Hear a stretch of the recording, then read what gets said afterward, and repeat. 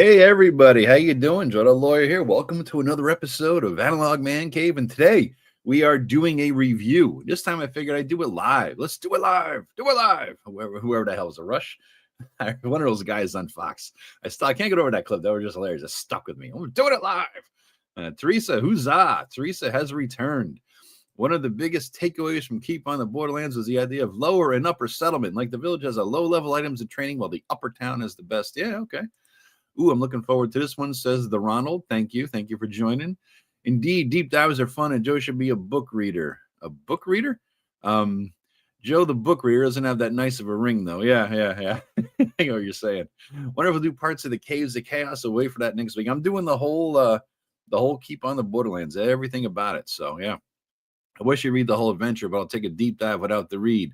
Beggars can't be choosers. Yeah, I'm doing the whole shebang here. Probably be at least an hour and a half. Plus, I'm doing it live. Last one was at like an hour 15, and that was actually that was recorded. So yeah, I have an outline that I'm going through. It's like 3 pages long. It's huge and it's ridiculously detailed. So you'll hear me reading that bit by bit and like answering my own outline question. Yeah. Howdy, Daniel. What's up? It's showtime.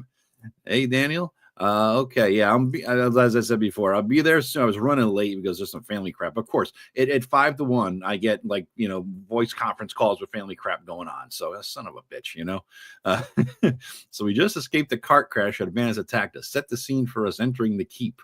Okay, all right. Ronald, how wounded are you? Let's see. I got a short sword and a basic shield.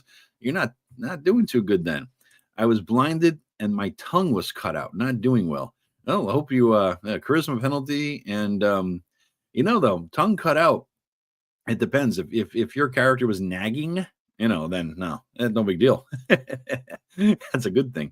Definitely a charisma penalty though, and I think you will have spell casting maybe impeded by that. So anyway, so guys, thanks for joining here. I am going to do the deep dive into the Keep on the Borderlands. Oh, yeah. Thought Room. My brother liked it. We watched the first episode. He said he'd seen a couple episodes here and there a million years ago, like it's on background TV or something, But yeah, he basically he thought we watched the first one with the Battle of Serenity. I have the DVDs, not even Blu-ray, Jesus. So I have the DVDs, and it's a funny thing. I bought this shitty Blu-ray player a million years ago that broke. Or a DVD player. So my brother had this old Xbox One like 10 years ago. He gave me 12 years ago. I bought it from him just because it had a DVD player. I'm not a gamer. And so I wanted to watch Firefly with him like 6 months ago, and the damn thing broke. So I'm like, son of a bitch. So I figured, let me just get a new Blu-ray player. I picked one up with a Christmas gift card, and as we popped it in there. And so we watched the DVD of Firefly. And he liked it. He liked it. It was the first episode with the battle and all that, because I'm doing it in the order it should have been aired, or rather than the way Fox or whoever the hell had it did it. God, they suck. If they played them in the right order, holy shit, it would be fantastic. It'd be a goddamn fantastic thing, Joe the Muff Diver, do what you got to do. Nagging, yeah, exactly. Who wants a nagger? Real adventurers use the caves to level up, then go loot the keep. That's true. Escape Turner Mountain. I think James Raggi made the observation a million years ago, back in the early blogger days on the OSR. It's probably still on his blog. He says, fuck the caves. You just go and kill the town. There's more loot, bang for the buck, less danger, and you take it over, So yeah. So anyway, guys, let's see. Without further ado, I have so many tabs open here. I got so many tabs open. All right, let's see what we're gonna do here. Let me pull up the Keep on the Borderlands modules here. And again, for all you youngins, module means adventure. That's the old word, and I cannot break that habit. I really just can't break that habit. So, more good news too, guys, is remember last time I was doing a live stream, my friend was coming over, and we were all talking about the Big Lebowski here, and his preferred drink was a White Russian, and I was like, God damn, I want one. And it was also called a Caucasian. I guess that might be racist these days. I don't know. But I wanted a White Russian, and I was at a Kahlua. The good news is I have a Kahlua. So I am sitting here in my Mr. Rogers smoking sweater, and I smoke weed on the back deck with it, holding in my hand a White Russian with the same exact pose as this guy right there in that picture. So yes, we are doing this. We're doing it live with a White Russian. All right, so let's get into it. I have let me share my screen here for y'all. Okay, let's see the sharing of the screen. And there it is. Boom, boom, boom, boom. All right, so keep on the Borderlands. It is a first level adventure module, and it's for new DMs and new players. Okay, so Gygax wrote it as like a training thing, I think. How to help new DMs, how to help new players. It was actually originally put out in the old Basic Expert, the Basic box set, for a long time. I think there's probably more Keep on a Borderland modules out there than any other module. There's been different versions of it, from what I understand, and you could tell the earlier version from the later version because of one very big thing: the infamous Minotaur picture. All right. The original one is the one on the left. So cheesy as it is. And then they figured out that looks cheesy, but iconic. I mean, look at him. He's wearing a kind of a tunic or something with a belt, and he's chewing on a leg of a human. I don't know who the hell that is or what it is, but he's got his spear there, true to form. And he's dripping saliva and everything. But the one on the right's the one in the new modules. So if you have the one on the left, you got a really old one. I have a really old one here, the one I've been marking up and whatnot. And the funny thing is that as I was thinking to myself, I've never run this thing. So what am I could talk about it from the theoretical perspective. I've never run it. As I'm going through the module, though, I'm looking at it and I see notes, and it's my handwriting. My handwriting is pretty sloppy and therefore identifiable. And I write little parentheses around things in a certain way. I'm like, that's my handwriting. What the hell did I do this? Did I do a review? Was I that stoned that I did a fucking review and don't remember doing a review? And I remember I ran this thing a million years ago for Lamentations of the Flame Princess. It was the module that kicked off our campaign. So I'm like, oh crap, that's right. And I do remember it, as I was putting it together, reading through it, doing a dive. I'm like, yeah. It was cool. It was fun. It has its flaws because it's old, because that's how it works. Anyway, let's get into it, guys. I'm gonna mostly spoiler free at the beginning, and then I'll let you know when I'm getting into the spoiler stuff. Mostly spoiler free. You can't do completely 100% spoiler free on something like this. Okay, it's just not possible. All right, so in manual equals adventure, instructions unclear. Yeah, that's just how it goes. I mean, it's I just always call it module. It's just always call it module. So anyway, I expect this probably to be at least an hour and a half because I'll be interacting with you guys as I go. So all right, now to keep on the Borderlands, like I was saying, the history of it was included in the BX box set, the original, the basic box set, right? Yeah, spoilers for a 45-year-old game, exactly.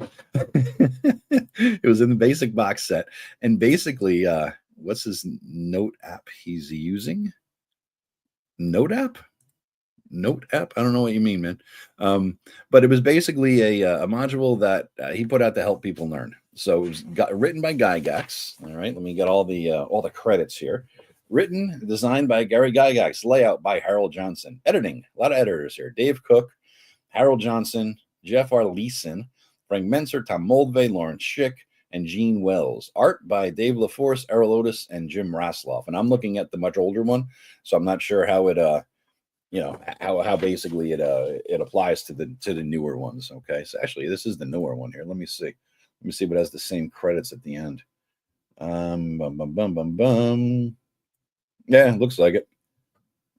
There's a couple more. Edward Sollers, Stephen Sullivan. Yeah, there's a couple more in there. So yeah, a little bit different, slightly different. Okay, so they must have been for the revisions and whatnot. Now the cover art, it's kind of iconic. Everybody sort of remembers these things. This is what mine looks like. It has a darker purple, and the newer one has a pinkish color. So that from what I understand, the first printing of it also said it was for advanced D&D also. So this is a later printing of it because it just says the basic one. The cover art's pretty cool. It's iconic. It's not the greatest, it's of the era, I guess. It's kind of a pastel-y thing or something. And then the back cover art, I'll show you this one. It's a little bit easier to see. The back cover art looks like that, which is the art that I put in my little tab there. So yeah, people going up to the keep on the Borderlands. Now the back cover art, that's one thing, but in the very back of it, there's not even talking about it. There's no write up as to what this thing is. Just like the last adventure I did, the Village of Hamlet. There's nothing to sell it. It's just an opportunity to sell other shit they have. That's all it really is. But mine, my personal one here it's different because it doesn't just talk about some generic things. I think it like lists every single thing Wizards of their TSR at the time had for sale. It's every single damn thing on the back of it. So yeah. Is it readable? Well, yeah, the font's okay. It's not that bad in terms of, and I think the OCR might have messed up some of the sizes of this fonts, but it's not that bad if you think about it. Ooh, let me pull this back here. How did that thing go away? There we go. So it did mess it up a little bit in terms of the look and feel, but this is a better representation. This isn't OCR or anything. So the font isn't that big. Each room has a bold telling you your number and telling you what it is. So that's good. And the important things, he was a sergeant, a captain, a plate mail, the spear sword, all that stuff is bolded. So that's kind of nice. I like the format. The layout's a little bit different because this book was meant to be like a training book. What app am I displaying? I think that's Adobe. Yeah. So 45 years old is new gamer, so I guarantee. Yeah, exactly. That's the thing. I'm using Adobe. Good day, Albert. Hello, all. So the shops are terrible to keep, and you only take rather than sell your stuff. So layout is different because the way he's doing it is he's starting it off as an instructional manual at the very beginning, right? Oh, by the way, you got your little blue. This is the inside. You got your blue cover there. So you can't photocopy it at your school or office or something like that. It shows up as black if they did it in blue. So the layout's different because he talks about what D&D is, what your role as a DM is, what it's all about. It's a very good instructional thing. It's really the best. It's better than it's the best one place instructional thing on how to play D&D and run a game for a DM that I think that there is back then. It's still really good. I think it holds up. It stands the test of time in a lot of ways. Let's see. So, let's see the font, the organization. It like I said, it starts off. The one thing I kind of noticed it was weird is that you got a lot of instruction at the beginning on how to do things, and then at the end you pick it up after the final boss fight with more instruction. How to do NPCs, how to design floor plans, tips to the players, and the glossary. Because Gygax was in full Gygaxian mode here. Bailey's, armoires, fens, flagons, lackeys, melee, parapets and pallets. I mean, he had a definition thing, just to show off, I think, his vocabulary. So I wonder about that. It didn't make a whole lot of sense. Organization, though, like I said, overall is pretty good. I don't understand why they put that shit at the end, though. But it was all right. So production quality, I mean, it's fine. It's a standard module from 1981. There's, you got the staplers in the middle. That mine are slightly rusted, and it shows on the middle page. It's a little bit rust on either side of the on the paper itself. So they didn't use the greatest of staples there. But I mean, it's fine. What did you pay on this thing? Let me see. Where the hell is the price? Is there a price on it? It was probably like $6 if you bought it in the store. This obviously came with the adventure because there was no price on it.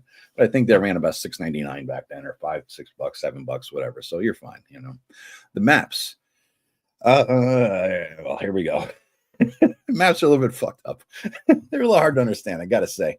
So let's zip down here. And there's an insert that you tear out of the book. And so here's the map of the area around the keep. So the keep is over here on the left-hand side. I think you all can see my mouse.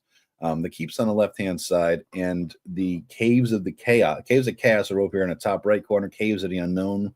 I'll go over that in a bit. That's something you create. He drops it over there. You got some marshes. I mean, that's fine. And the thing that get me here is that people who don't know, when I was in school, we learned about maps and map reading and elevation and all that stuff, just in a regular boring ass school. But here you have the elevation lines on this map. And I think that kids are not going to understand what the hell they are. They might think they're roads or rivers or streams or something. So it's something that you're going to have to explain to them.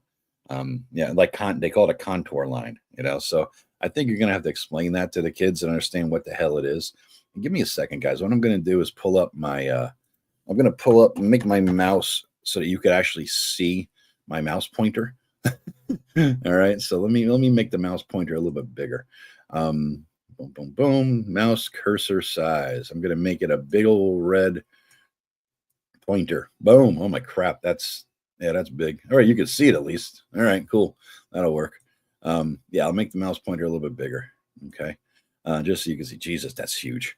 It's like massive. So you can see what I'm talking about. There's the keep. There's the caves in the unknown. There's the caves of chaos where everybody's at. Okay. Now the map for the outdoor section was fine. I love the map for the keep itself. It's great. It's like full Gygaxian mode, full Gygaxian in terms of it's realistic. It's a castle, a keep on a hill, and there's defensive positions, and everything that he knew from his military wargaming experience, he brought to this thing. He understood, what would have to go where and how it all worked. So that's kind of cool. Down to the catapults. In terms of more a little bit on the layout section, you have all the tables that you would need to run it. This is like a ghetto GM screen, I think. Cost of things, price, attack charts, saving throws, all that sort of thing. Cleric abilities and spells, magic user elf spells, all that stuff. And then wandering monsters, level 1, 2, and 3. Okay, so this is dumb. I'll get into the wandering monster thing later. All right, so that is the outdoor map. But now, where is the in? So here are some. You got a map of the guild house and all that sort of thing. But yeah, the map of the keep itself, the map of the caves of chaos, it's spread out over the back cover. You see a little bit of it here, and you see a little bit of it, like I said, at the very beginning up here. Now, what you're dealing with here is elevations again. Okay, it's very confusing because what you could tell is that there's a cave entrance G, right, and there's a lot of trees around cave entrance G, and you are in this white area is the bottom of a ravine for cave entrance G, and every one of these lines here is a new elevation point. Okay, so it's in other words, you're at I don't know 20, 30 feet higher or something like that. And so that's going to be confusing. And all the trees are again designed on the outside. So you got a whole lot going on that makes it confusing as hell.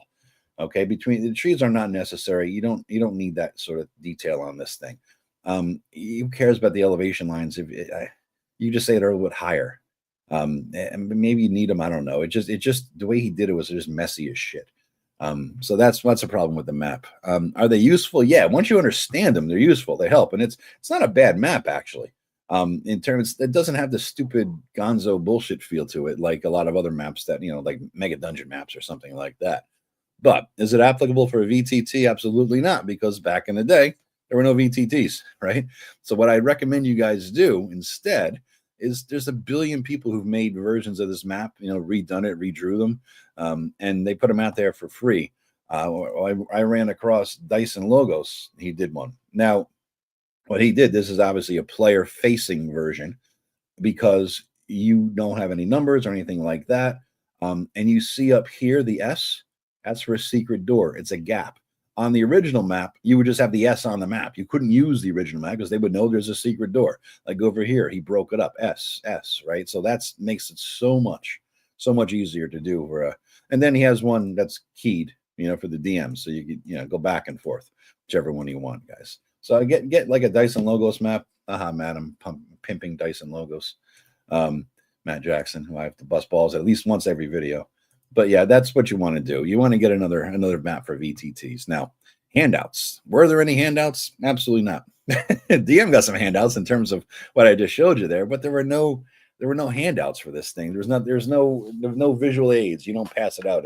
And the demon altar looks like this, or there's nothing like that. The minimal art as it is, really. Not a lot of monsters drawn in there. There's like lousy Sturge picture. There's that cheesy Minotaur picture, which probably at the day, if you're 11 years old looking at this Minotaur eating a fucking leg of a human or whatever, that's kind of scary, I guess. But yeah, whatever.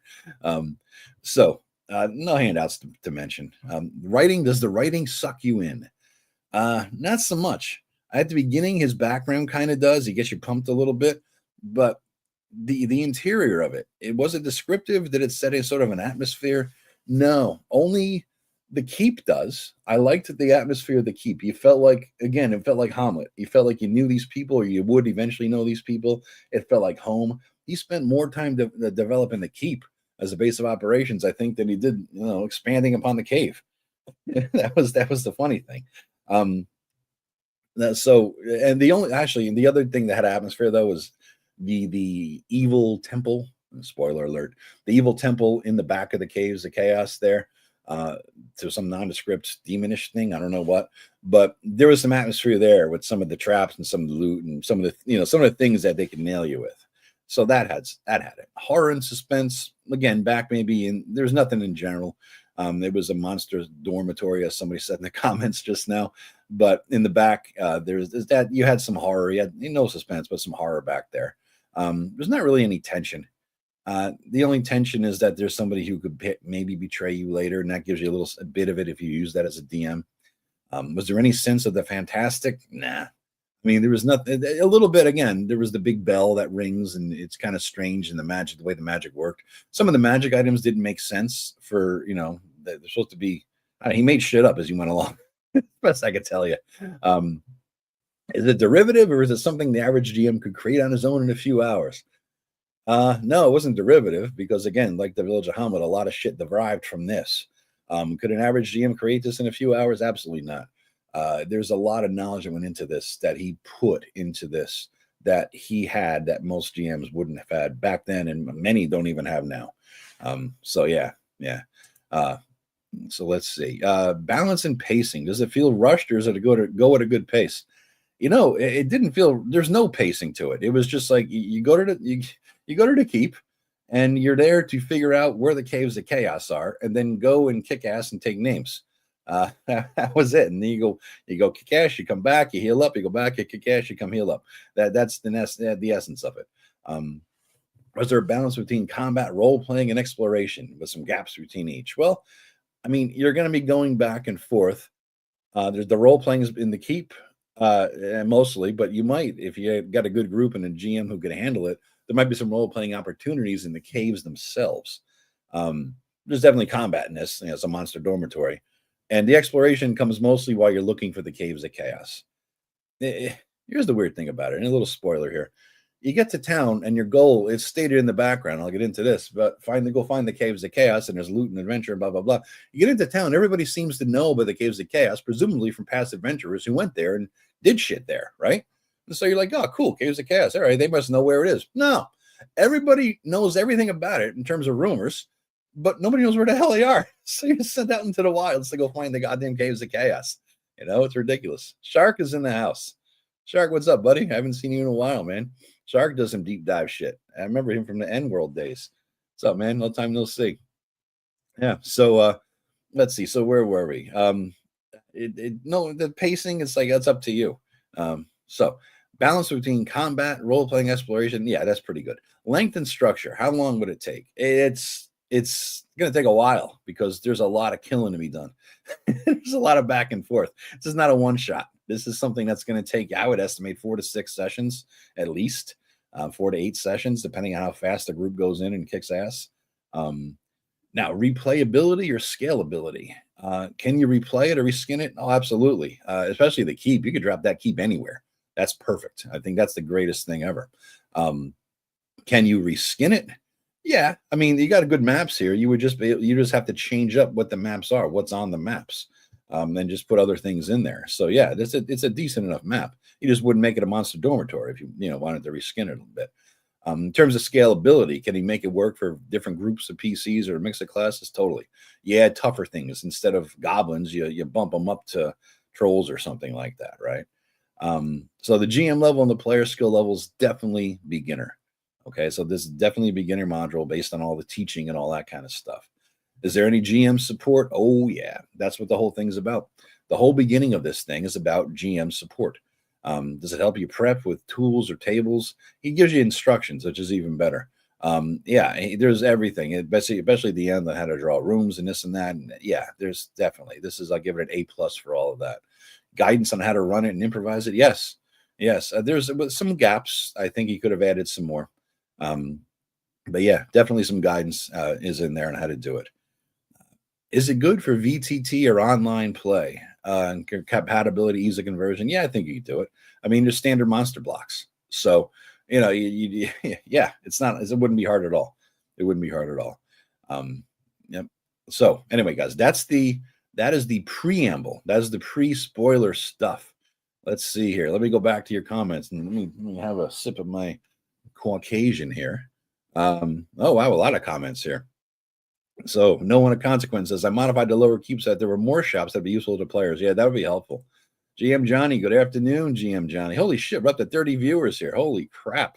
I can't believe it. Starter Adventure Chapter 2, Shopping 101. Yeah, always gotta be shopping. Let's see. Education in the game, say it ain't so. Yeah, you need to, I mean, there's something I assume that like in some of these adventures, they'll have like Roman numerals. Now I knew Roman numerals in second grade. I could use they taught us, and maybe because it was a Catholic school with nuns, and they were born in the time of the Romans. I don't know. They were ancient ass nuns, but we learned the Roman numeral system. We could add or subtract Roman numerals. I could do that shit in second grade, using the old system of doing it. So yeah. Sorry, I'm taking a sip here. It's a reflection of Gygax's wargaming background. Elevation is important. It absolutely is. I agree. I think that's what it is. You know, what makes this module so iconic? It's because it's probably the most popular module ever because it was in the BX box set, the B of the BX box set. It was there for everybody's first adventure. And so you got your box set, you got your little book there, and you got your module, and so you're going to play it. That's why it's so iconic. Everybody has good fond memories of it. I mean, I have that Goodman Games version of it where they did Into the Borderlands. They combined Keep on the Borderlands and the that other one, whatever the hell it was, the outdoor wilderness crawl one, which I thought was shit. But there's a lot of people who did a little commentary in the beginning. Mike Merles and all these guys are telling stories about it, and the early days, and yeah, it was just fun. Even Gygax's son talked about it, where he was running it, back as a kid, and what he did and how much fun they had. The dormitory monsters too close to each other. That pretty much explains it. Also possible for the characters to just run past the enemies when they made it opportunity attacks, I think. Back when TSR didn't have a lot of staff artists. That's true. That's probably, you're absolutely probably right. Yeah. They didn't have the money probably back then, Classic map is what we grew up in, so it'll always be easy to read for the OG crowd. Yeah. I mean, it took me a minute, right? But once you see it, it's like, okay, yeah, now it's simple. But for a new group, young people, they're like, what the hell is all that stuff? Chomp, chomp. What's up, Shark? The classics. I want to take a good group of adult players through this. Long time since I heard Briars. Yes, I'll get into that too. I started playing D&D in the 80s. We played the shit out of this module. Still have my original copy. Lots of nostalgia. See, I started with the Beck Me box set, so this wasn't in mine. I think mine was the Palace of the Silver Princess, which sucked balls. It was a whole different theme and style and feeling too. Yeah, so Keep on the Borderlands is a brilliant module. Gary provided a masterclass on how to DM with this module. Totally agree, Shark. Totally agree. 33 viewers. Holy shitballs.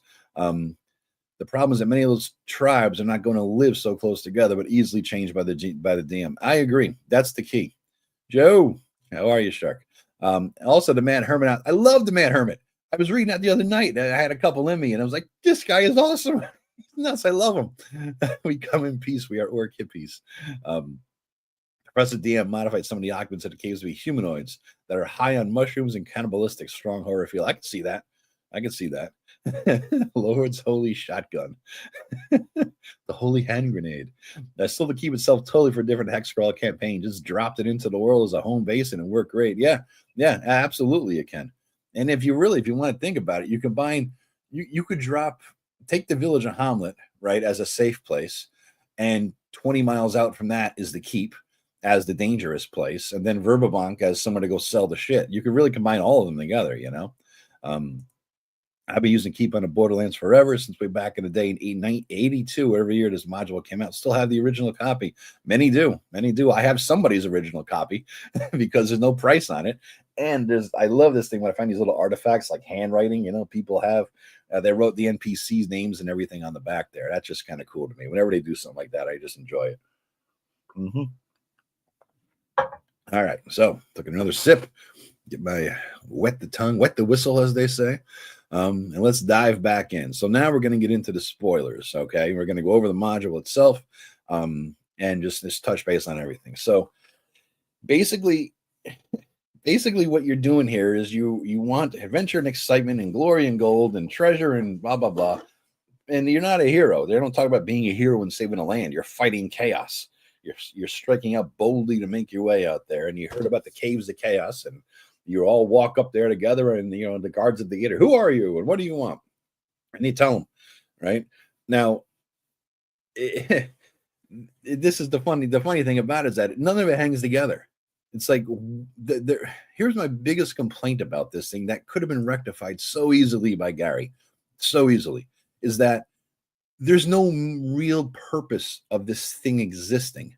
Okay, it's like a dormitory of monsters, and they're all on a different floor, right? Segregation in full effect. The dormitory of monsters all on different floors, and they're out there waiting to be killed. And then in the back, there's this cult of some demonish thing and some evil priests. Just because, right? There's nothing tying all of it together, though, really. There's some alliances and some enemies and this and that he talks about in there between some of the evil humanoids and whatnot, but there's no purpose. They don't do anything. The easiest fix, and again, I'm going to go over like suggestions as I go, rather than do my whole review, then go back to suggestions later. The easiest fix to this is basically what you need to do is have the cult, the evil cult of the demons, be the one that's gathering these forces for a reason, whether it's raiding, whether it's going to attack to keep someday, something, right? Have them gather all the forces for a reason. And before I go any further, guys, I got to tell you, we had a hell of an ice storm last night. It was bad, and it's all like there's so many trees down, limbs are down. There's power out in various areas of my town, and if I suddenly disappear, it's because I lost power. All right. I think we're okay. I had a flicker around 11 o'clock this morning, about 2.5 hours ago, and that was it. I had to do the whole reset the clocks in the house thing, but I didn't lose the power on my computer. So it wasn't even that bad of a flicker. But I just heard the plow and I just saw a tiny flicker. So if I lose power, I guess I'll have to do this all over again, hoping to lose fucking power. That'd be a pain in the ass. So anyway, back to it. I think the best thing he could have done was just have a story that the cults of the evil priest of the cult of chaos, not even a god. There's no gods listed. These clerics and priests, they don't follow any gods. I guess it's up to you as the GM, but he didn't even tell you to do that. He should have just said, your gods in your world, pick some good ones, pick some bad ones. Maybe here's a demon one. I think by then he had the monster man about. You knew about Orcus and all that shit, right? So you could have, picked one basically, and he could have put him in there, or just told you to pick him. So that was it.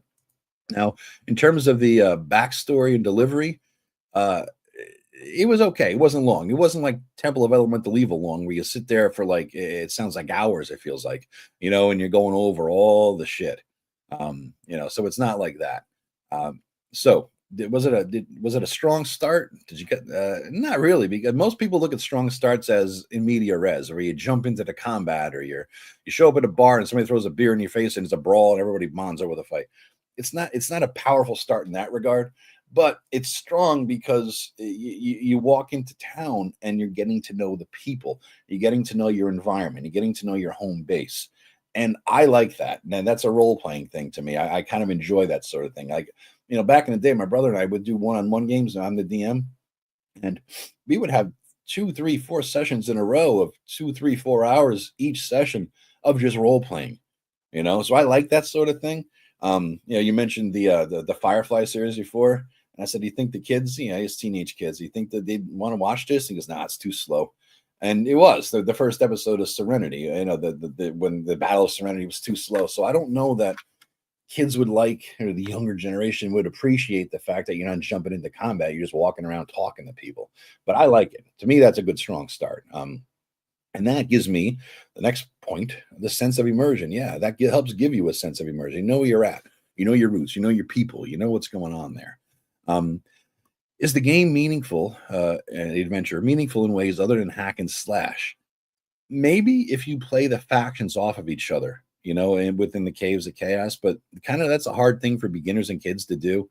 And I think what happened most likely back in the day for everybody in the world is that, if you play this thing as a 12-year-old kid, 1982 or whatever, you're playing as a hack and slash because you don't have the capability to play factions off each other. Maybe older folks can, but it's probably not going to happen. Was the narrative nonlinear? Yeah, you could go back and forth all you want, right? That's all. That's what you're going to have to do. That's all it is you're going back and forth to kill shit and take your stuff. So, was it role-playing, combat, and exploration? Definitely. Was there a sense of urgency? No. That you could do this at any time. I think as a DM, you should add some sense of urgency. They're attacking more caravans or trading traitors or something like that, or because you didn't go back in time, another thing got another caravan got jumped, and now 3 children are missing. They're going to be sacrificed, and that gives you the sense I got to get out there and save the kids, or you need to throw things in there as a GM. I think definitely. Were there good plot hooks to get involved? Well, the whole thing was go loot the caves of chaos and become a glory hound. So there was exactly one plot hook, and was there any personal stakes to the plot hook? No, golden glory, baby. Were there chances for all classes to shine? Not so much thieves, unless the PC is actively trying to do stuff. There are not a lot of traps. And thieves are obviously low level back in the day, and the old BX stuff. They sucked. All their abilities sucked. So I mean, unless they're seen in the dark and sneaking and backstabbing, there's not much to do for thieves unless the player is actively trying to be a good thief, because there's so much in town that you could steal. Holy shit. I mean, everybody has good stuff in town, like I was saying before. So yeah, you could definitely do some stuff. Now, is it best suited for a one-shot, or can it fit into a campaign? I think this is the ultimate campaign starter, but you could do it as a one-shot. But your one shots are not. It's not going to be a one session one shot. It could be a standalone if that's what you mean by one shot, but not a one session one shot. This is going to take you, 4 to 8 sessions to beat, I think. Were there any subplots or twists? Well, it all comes down to the factions in the temple, and evil priest. There was an evil priest in town who will gladly go with you and then betray you. And then some of the twists later on I'll talk about when you get into the evil temple and the caves themselves. You might turn into evil yourself if you loot something, if a bell rings, if you have too many people talk, the bell rings and people jump in. Yeah, so there's a lot of cool stuff in the temple part of the caves. So yeah. Was there intelligent ecology? Well, there's a lot of tactics, a lot of good tactics. Each room, each group of bad guys had their own tactical situation. When they come in, they'll do this, then they'll do that. And if the PCs do this, then they'll do that. Right. So you got a lot of that going on. But in terms of intelligent ecology, and people look at it as does the entire ecology of the place fit together? No, because like you guys are all saying in the comments here, it's like a fucked up monster tenement house, and they wouldn't all live that close together. They hate each other, kill each other, and the weak would win, and the weak would lose, and the strong ones would make them their bitches essentially. It's like it'd be terrible. Was there a strong atmosphere to it?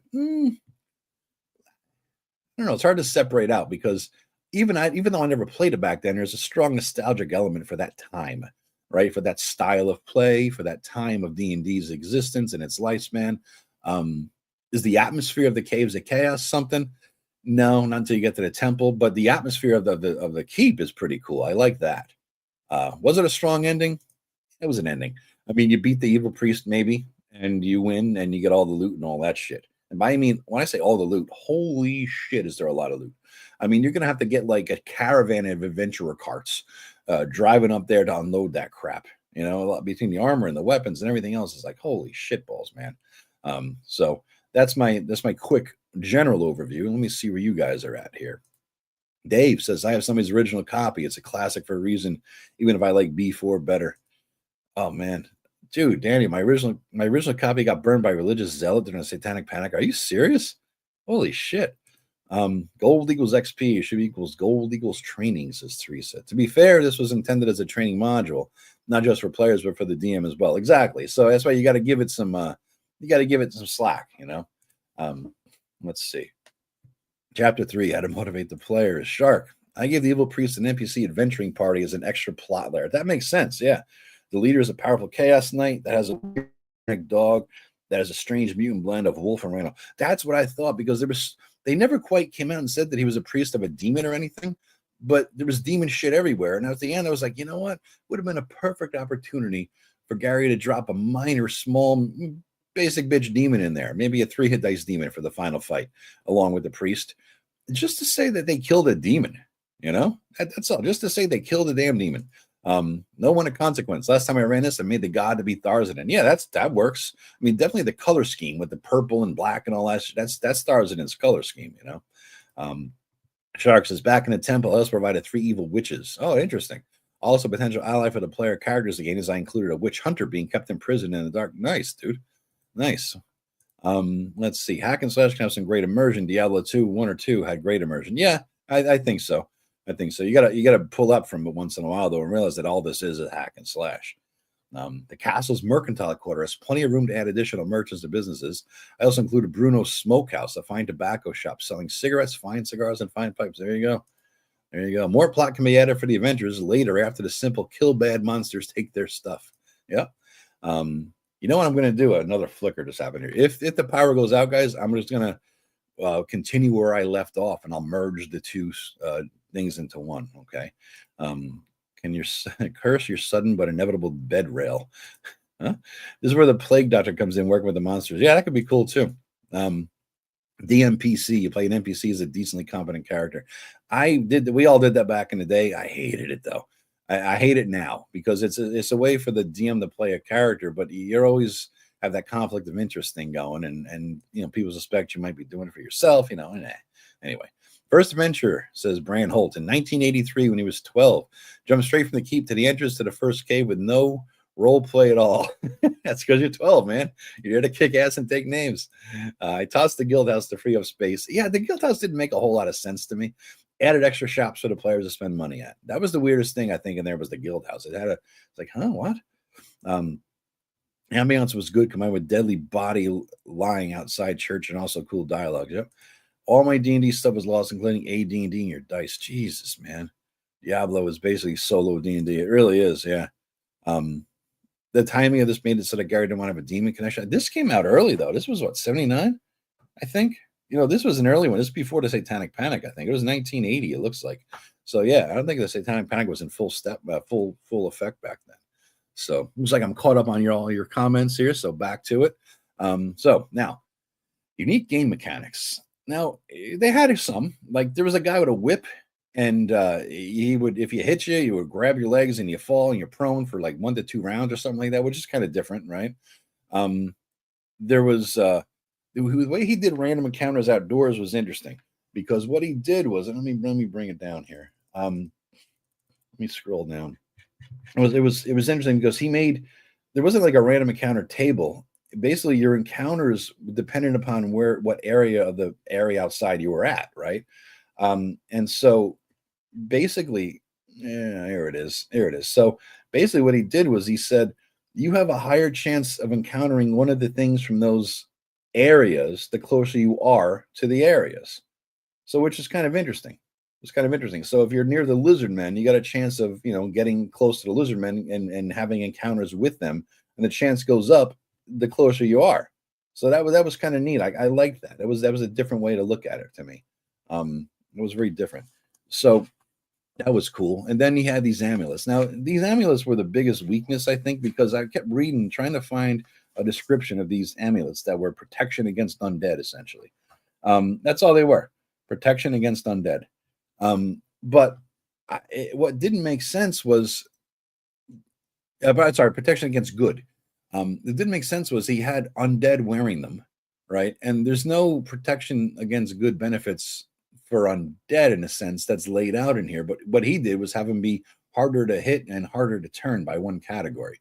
But he never described that. You just had to kind of like figure it out from the writing. He never actually laid it out. This is what an amulet of protection against good does, right? He never laid it out like that.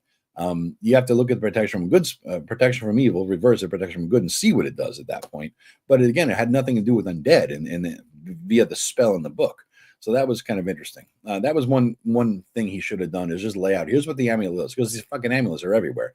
And then, contrary to the spell, the way he wrote it in the adventure was that it seems to be if one undead has an amulet, the effect is like a 10-foot radius around you.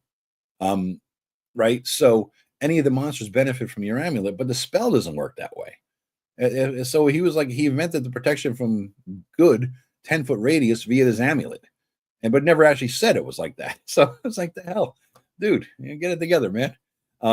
Yeah, so that was kind of interesting. That was kind of interesting. So let's see. So yeah, here's the thing I was talking about, the camping outdoors and overnight and all that. So the closer you are, the higher the chance of an encounter against those things. But other than that, there weren't any other random encounter tables.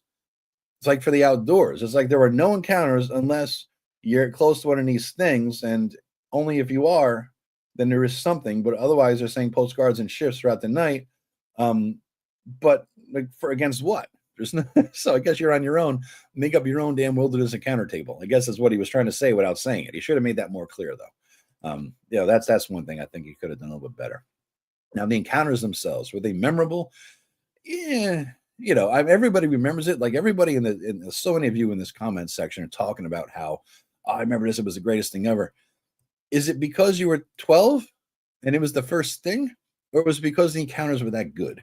That's the question I have for you to actually believe it. Think about if they were that memorable on stand on their own, would they be memorable today, or are they just memorable because damn it, I was 12 and life was good back then and all that kind of stuff? I don't know.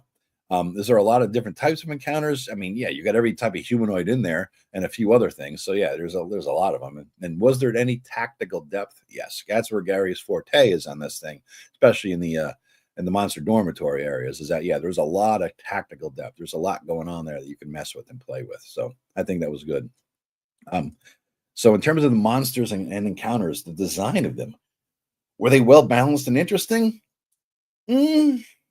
I balance. I mean, yeah, I guess so. And he even actually lays it out that you don't want to kill them, right? So you don't want to kill your PCs with all these things. You don't want to make it too hard or too imbalanced. Were there new monsters in there? No, everything is from the book. Except some of the monsters were kind of weird. Like he had zombies that had abilities like to recognize people and have brains and say, oh, if you wear an amulet and this robe, I'm not going to kill you. He also had some zombies that harkens to what I guess later became Juju zombies, where they had fighting abilities. Like they were able to fight. They had multiple hit dice, and that was new. So that was kind of different. Yeah. So that was interesting.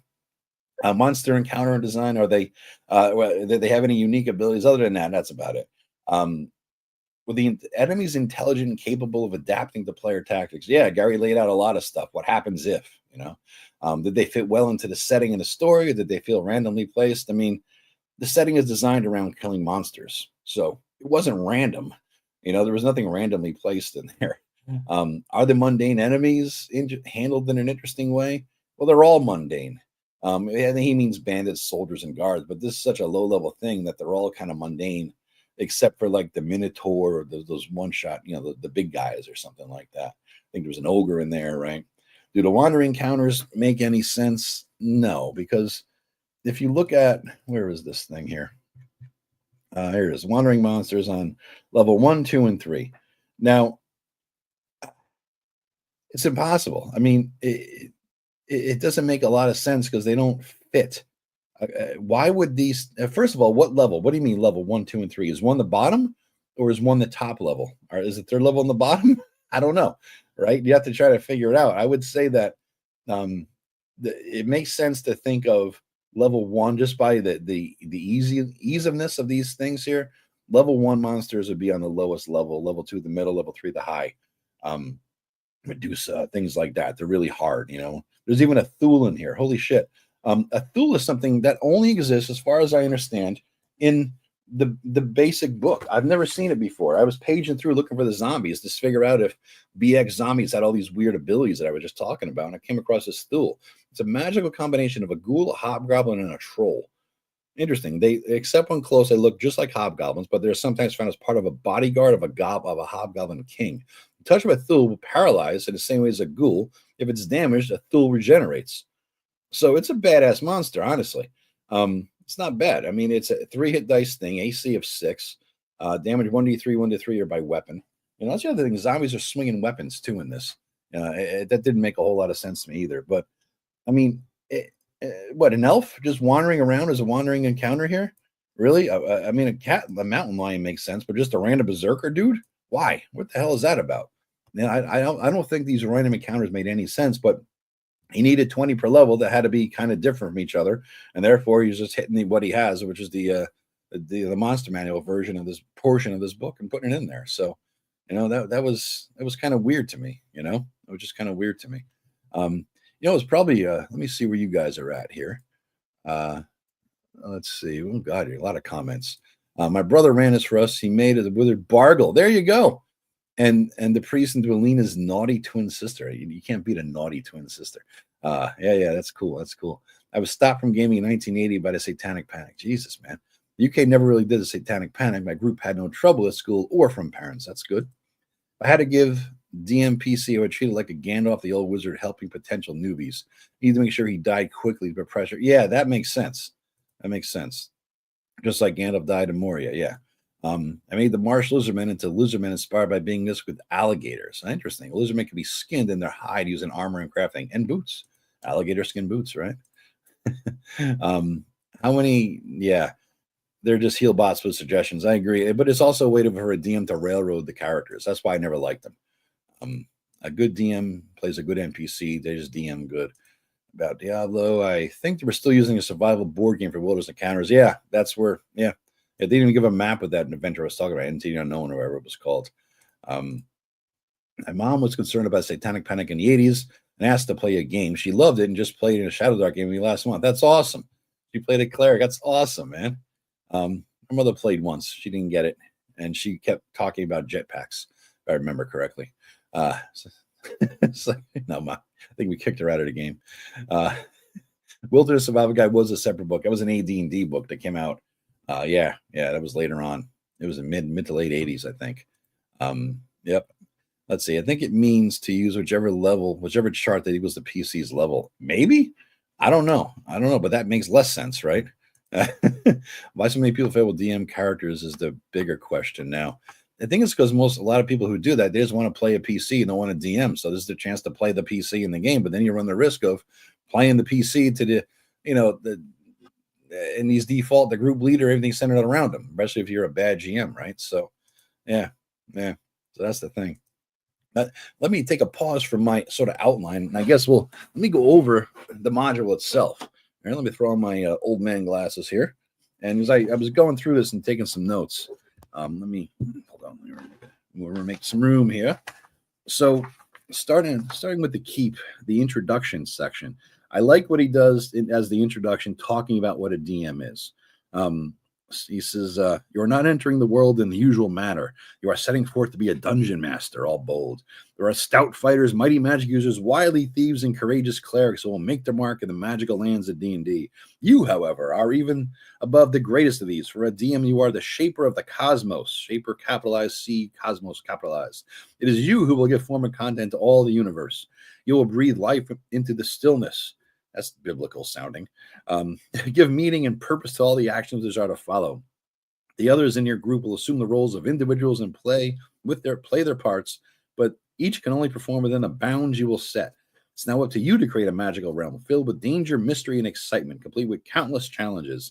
Though your role is the greatest, it's also the most difficult. You must now prepare to become all things to all people.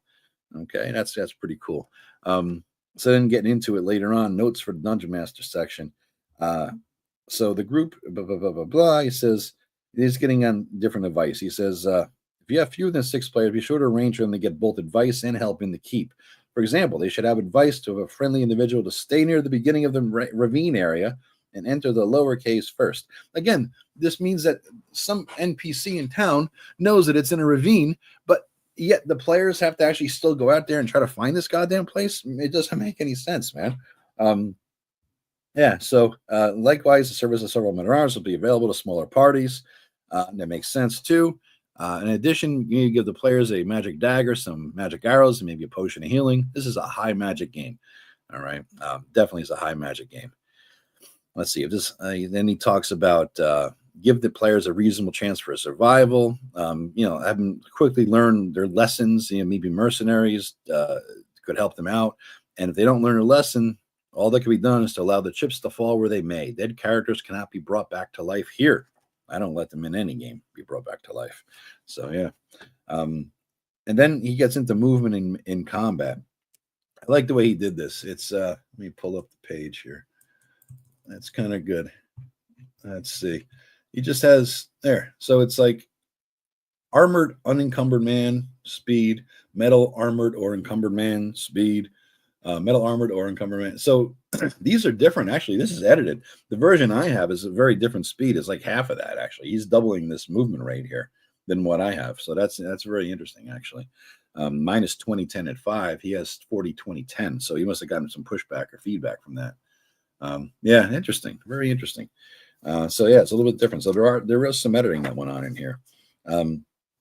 Now, again, later on for some more advice, he says, become familiar with the module, make whatever additions, changes, or amendments you feel are appropriate for the campaign.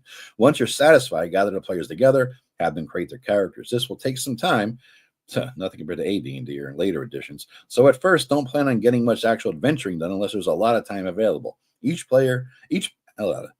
After each person has rolled the numbers for his or her characteristics, strength, intelligence, notice he doesn't say ability scores, characteristics, selected a race, chosen a profession. He doesn't say class, he says profession. And found out how much money he or she has to begin. You should introduce them to the setting by reading the background section. As an aside, feel free to limit race or profession as suits your conception of the setting. Amen, Gary. That's what I'm into.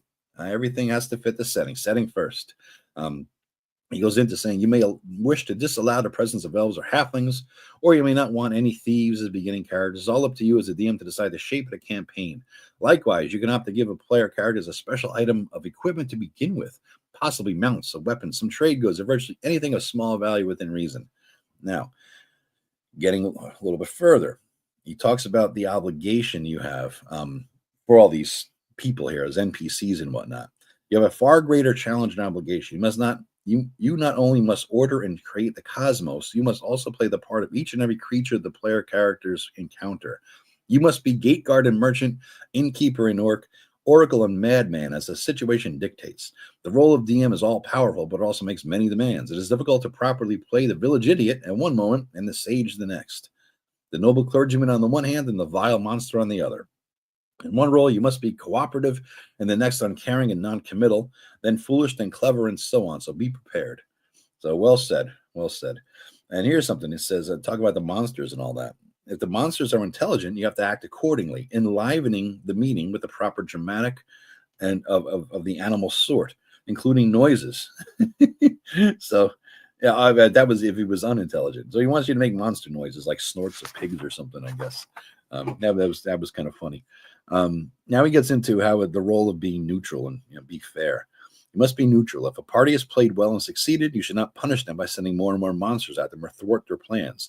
On the other hand, if they have acted foolishly, they should get their just rewards in combat. So play the monsters to the best of their ability. Kill them if you're out of, basically. Now, the players must be allowed to make their own choices. Therefore, it's important that the DM give accurate information, but the choice of action is the player's decision. Don't railroad is what he's saying here. Do not railroad. Throughout all this, making decisions, playing roles, handling monsters, the GM must remember that he or she is in control. You are the god. The DM is the judge, and it is his or her game. The DM should listen to the players and weigh their cases fairly when disagreements arise, but the final decision belongs to the DM. The Dungeon Master's word is law. It's funny because though I never played this thing back in the day, this is how I view the game now. I don't know if that's a product of the OSR exposure or just how I kind of grew up with it, So that's good. That's good. Okay, so now let's see. It talks about experience and the basis of non-magical treasure recovered and monsters killed or overcome. Experience points are basically one gold piece for every non-magical treasure. Then it gets into how to divide it up and all that, which is really helpful, I think, especially with NPCs or hirelings or things like that. Gets into mapping and how there should be. Oh, he does something with callers. Remember that thing from the old days where he says, I think this is a product of having 12 people at a time in the group where it's everybody screaming out shit. And he probably just says, all right, what are you doing? Who is the appointed caller to tell me what you're all doing? So the caller gives the DM the details on a party's course of action, such as we'll head down the Eastern Corridor. The caller should discuss the party's actions with the players and inform the DM of the decisions of the group. When a player speaks and indicates that an action is being taken, it has begun, big bold letters, even if the player changes his mind. Use your discretion in these cases. Remember that the DM is the final say in all matters. You got to always use your discretion, right? Because if the player made a decision based on wrong information or misunderstanding, you should let them go back and take it back. Now, here's one weird thing I saw on page 6. It says, as the parties increase in level, care should be taken to see that they do not rule or take over the keep. Why? And he says, make everybody, more powerful and scale them up as the PCs level up. So it just didn't make much sense to me. I mean, that should be the natural outcome. I think if you did a great action here, maybe the guy who runs the keep gets transferred out or something. You're the new guy. You made your mark there. So I think that's kind of cool. I think it would be neat to take over the keep and use that as a current base of operations going forward. Thought that was kind of slick. All right, so now I'm gonna take another sip here of my drink. You know what I got to do?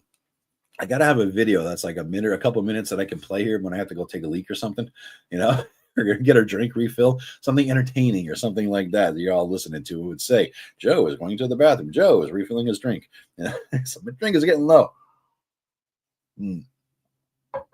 So the background, here it is. Here's what I'm reading to the group. The realm of mankind is narrow and constricted. Always the forces of chaos press upon its borders, seeking to enslave the populace, rape its riches, and steal its treasures. Hardcore.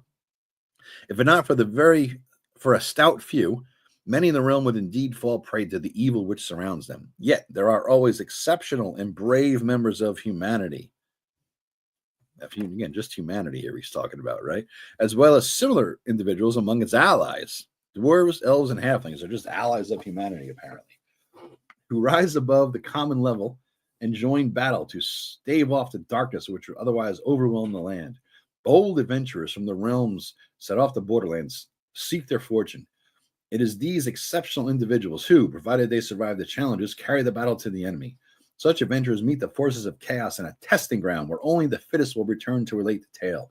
Here, these exceptional individuals will become skilled in their calling, be it fighter or magic user, cleric or thief. Remember, 4 classes. They will be tried in the fire of combat. Those who return hardened and more fit. True, some few who do survive the process will turn from law and good and serve the masters of chaos, but most will remain faithful and ready to fight evil wherever it threatens to infect the realm. You see anything about heroism in there? Or just, you are exceptional, you're better than everybody from birth, and you have the boldness and you have the strength of will and fortitude to go out there and make your own way. Compare that mindset to the mindset of people today, where everybody's supposed to be the same, everybody is equal, there's no such thing as any differences in people, and we're going to ignore that. Anyway. All right, so new paragraph. You are indeed members of that exceptional class, adventurers who have journeyed to the keep on the borderlands in search of fame and fortune. There it is, fame and fortune. It's glory. It's not heroes and saving the world. Of course, you are inexperienced, but you have your skills and a heart that cries out for adventure. You have it in you to become great, but you must gain experience and knowledge and greater skill. There is much to learn, and you are willing and eager to be about it. Each of you has come with everything which you could possibly give you help. You must now fend for yourselves. Your fate is in your hands, for better or worse. Imagine if you just told kids that today, just as a lesson, just as a lesson in how this is how life fucking works. This is how it is. Go out and do it. This is a good teachable moment here, this goddamn module. Ahead, up the winding road, atop a sheer old mount of stone, looms the great keep. Here at one of civilization's bulwarks, and a little asterisk there because it's the first word that I've seen with an asterisk. An asterisk means it's a glossary word. Between good lands and bad, you will base yourselves and equip for forays against the wicked monsters who lurk beyond. Somewhere nearby, amidst the dark forests and tangled fens, are the caves of chaos, where fell creatures lie in wait. All this you know, but before you dare adventure into such a region, you must become acquainted with the other members of your group. For each life will depend upon the ability of the others to cooperate against the common foe. Now, before you enter the grim fortress, is a time for introductions and exchange of information. For fate seems to have decreed that you are to become an adventurous band. You must pass through many harrowing experiences together on the path which leads towards greatness. Again, greatness. It's not saving the world. It's greatness. Okay? It's awesome. It's goddamn awesome. And as you approach this place, the guards call out, "Oh, who are you?" And you got to have the characters must give their name and profession. And what if you're a thief? You're not saying, "Hi, I'm Bill. I'm the thief." No, you don't say that shit. It's like, get the hell out of here, you thieving bastard. Yeah, it's like Jesus Christ, man. And then we get into the rumor tables. And yes, somebody mentioned before, Briark, BREE-YARK. There is a rumor that Briark is goblin for "we surrender." All right, but that's a false rumor. So if you start yelling at the goblins, it means you're basically calling them an asshole. I think Gary calls it rube. So yeah. So that's Briark. I love that false rumor. I never did that. I never did it. So then you're getting into the areas of the keep. Let me see where you guys are at. There's a lot more comments. Holy crap. All right. So a plague doctor wasn't in the module. I didn't see a plague doctor in the module. I did not. I don't run DMPCs. I do have enough to do. Yeah, exactly. I do retain control of hirelings, otherwise the players tend to use them as trap trippers, meat shields. Yeah, exactly. My rule just says DM, you are the main storyteller, rule enforcer. All the other characters can DM too. I think to be DM, you need to have this love of animating world and running an adventure. I agree. You need to have a love of creation to create things and throw it out there into the world and see what happens. Yeah, you got to have the dice able to surprise you. Yeah. To be fair, bringing back characters from death is a cool idea, just to be treated like something worthy of myth, like Orpheus, or like ending the Pirates of Caribbean 2 and its continuation in 3. You should be ready to go to hell to retrieve the soul of a character. Yeah. All right. Oh my God, 35 people. John Davis says, to me, the caves seemed like they were the old stone quarry for the keep. Interesting, because it did say that there was carved out there. But if it was, again, they should know where the hell this thing is. I included Galdor's horse ranch and stables. Galdor provides various breeds of trained war horses. Some war horses have unusual properties and abilities. Cool. True, Teresa. Good DMs should try railroad and I think you're probably saying try not to railroad and be flexible. I think the idea of dice is partially telling stories beautiful, and even more, it's alive. Yeah, that's how it comes to life. Yep. Even rolling to resurrect it feels cheap. Yeah, I just don't like resurrection, period. This module also has room to provide a greater scope for character class trainers. That's true. Specialized instructors that can train player characters and serve as important mentors. I agree with that. There's definitely some higher level characters in there. Yeah. And I think I do like the time component. I go back and forth on the training thing. It's cool at lower levels, but I think after a certain level, you shouldn't need to be trained. That's maybe how I'm going to come down on it eventually. First 3 levels, you need a trainer. After that, you train yourself, sort of thing. That sort of colonialist language never fly in D&D product. I agree with that. Nothing would. Yeah. A source of organizing the protests and will march through the town. The colonialism must stop. When Wizards of the Coast level 3 sensitivity readers would censor 3 levels of sensitivity readers would censor out that entire paragraph. Totally. Colonizing weaker, more primitive races and communities is good. Let the woke crybabies gnash their teeth. Shocked they didn't copyright Joe's video yet. Well, we'll see. We'll see what happens. Equality is opium for those who refuse to even try to become great. God, that's a well fucking said thing there, Alexander. Players need to be heroes and man the F up. The world is harsh and brutal, and the players need to be prepared for operating in a dangerous, harsh world. The world is not Barney world. Man up. Yes, there are no heroes. Don't Becca, Bree, Yarkin, sensitive. Goblin feelings matter. Goblins aren't people. I agree with that. All monsters have equal rights and lefts. By those with multiple limbs and fists. I don't know. All right, back to the module, guys. I'm all caught up here. So one thing that was interesting was that, you had the various things in town, the stables, the warehouse, the bailiff's tower, some private apartments. I had a jewel merchant and a priest in it, smithy, armor, provisioner, trader.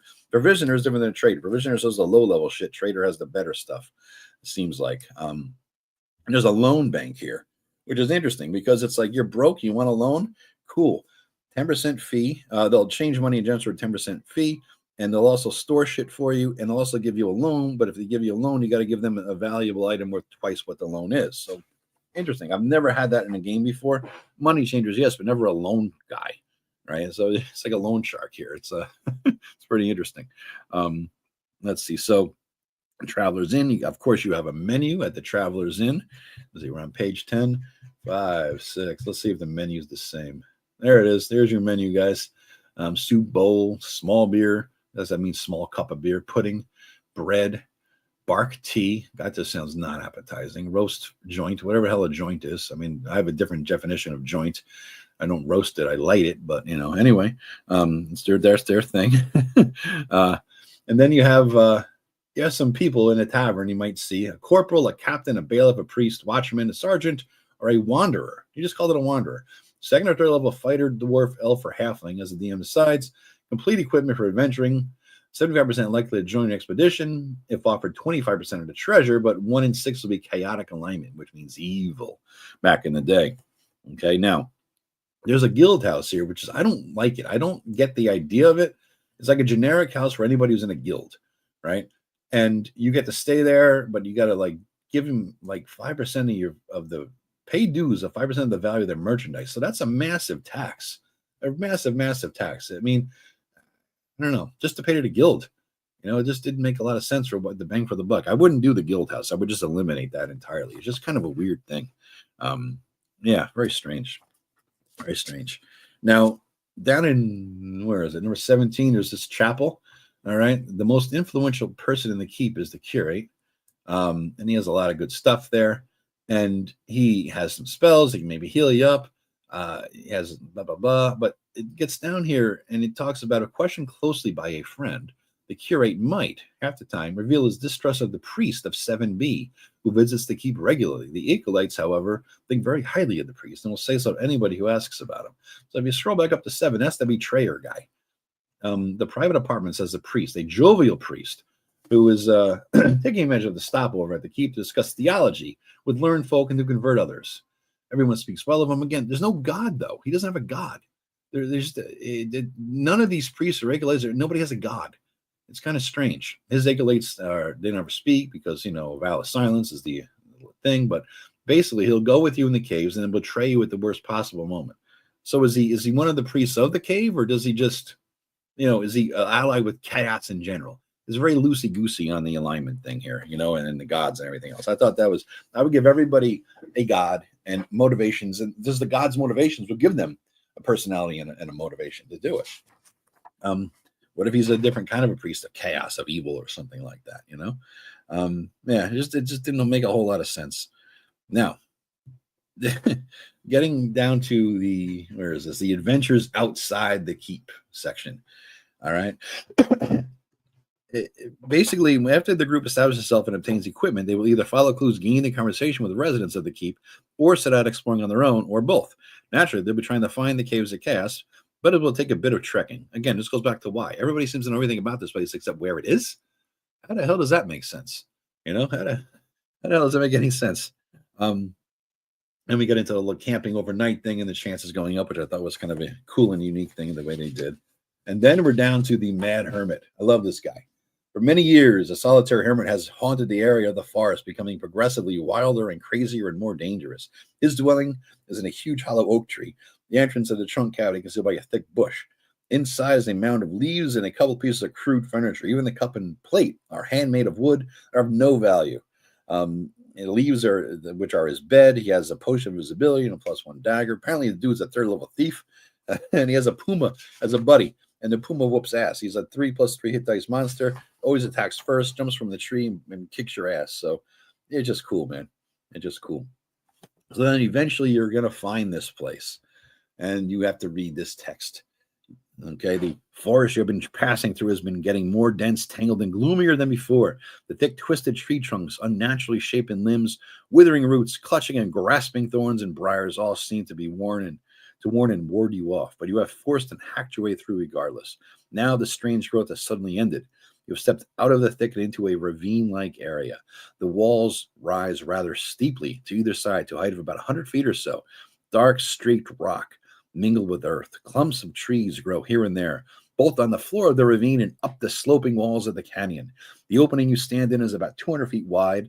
It runs at least 400 feet west, actually 440, he says. So there's already 440, man, to where the western end rises in a steep slope. Here and there, at varying heights on all sides of the ravine, you can see the black mouths of cave-like openings in the rock. The sunlight is dim, the air is dank, and there is an oppressive feeling here, as if something evil is watching and waiting to pounce upon you. There are bare, dead trees here and there, and upon one a vulture perches and gazes hungrily at you. A flock of ravens rise, croaking from the grounds, and the beat of their wings and their cries magnified by the rubble boulders and dead wood. But rubble boulders and terrain to sound terrible and horrible. Amongst a litter of rubble boulders and dead wood scattered about on the ravine floor, you see bits of gleaming ivory and white. Closer inspection reveals that these are the bones and skulls of men, animals, and other things. You know that you have certainly discovered the caves of chaos. Yes, you're there. You're there. All right, so then he gets into like notes for the DM on the caves of chaos. Good stuff here. He talks about, excuse me, one thing I thought was good is about ransoming prisoners.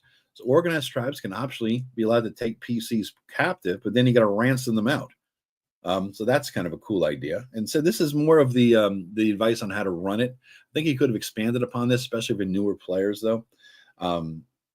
and then the players assume of the fame's a company. So basically, if they ransom out, they get some fame, and so they attract additional members. Tribal alliances in warfare. You may allow the characters to become aware that there is a constant fighting going on between the goblins and hobgoblins on one side and the orcs, and sometimes with noble alliance on the other. Kobolds hoping to be forgotten by it all. The bugbears picking off stragglers, and so yeah, they might be able to play it off on each other. Monsters learning from experience. Allow intelligent monsters, even those with low intelligence, to learn from experience. If they use flaming oil, they might use flame against them. They might be use it against the players next time. And then some emptied areas and what happens once you clear it out. So that's basically what'll, if you clear them out, sometimes they're empty, sometimes it takes a while.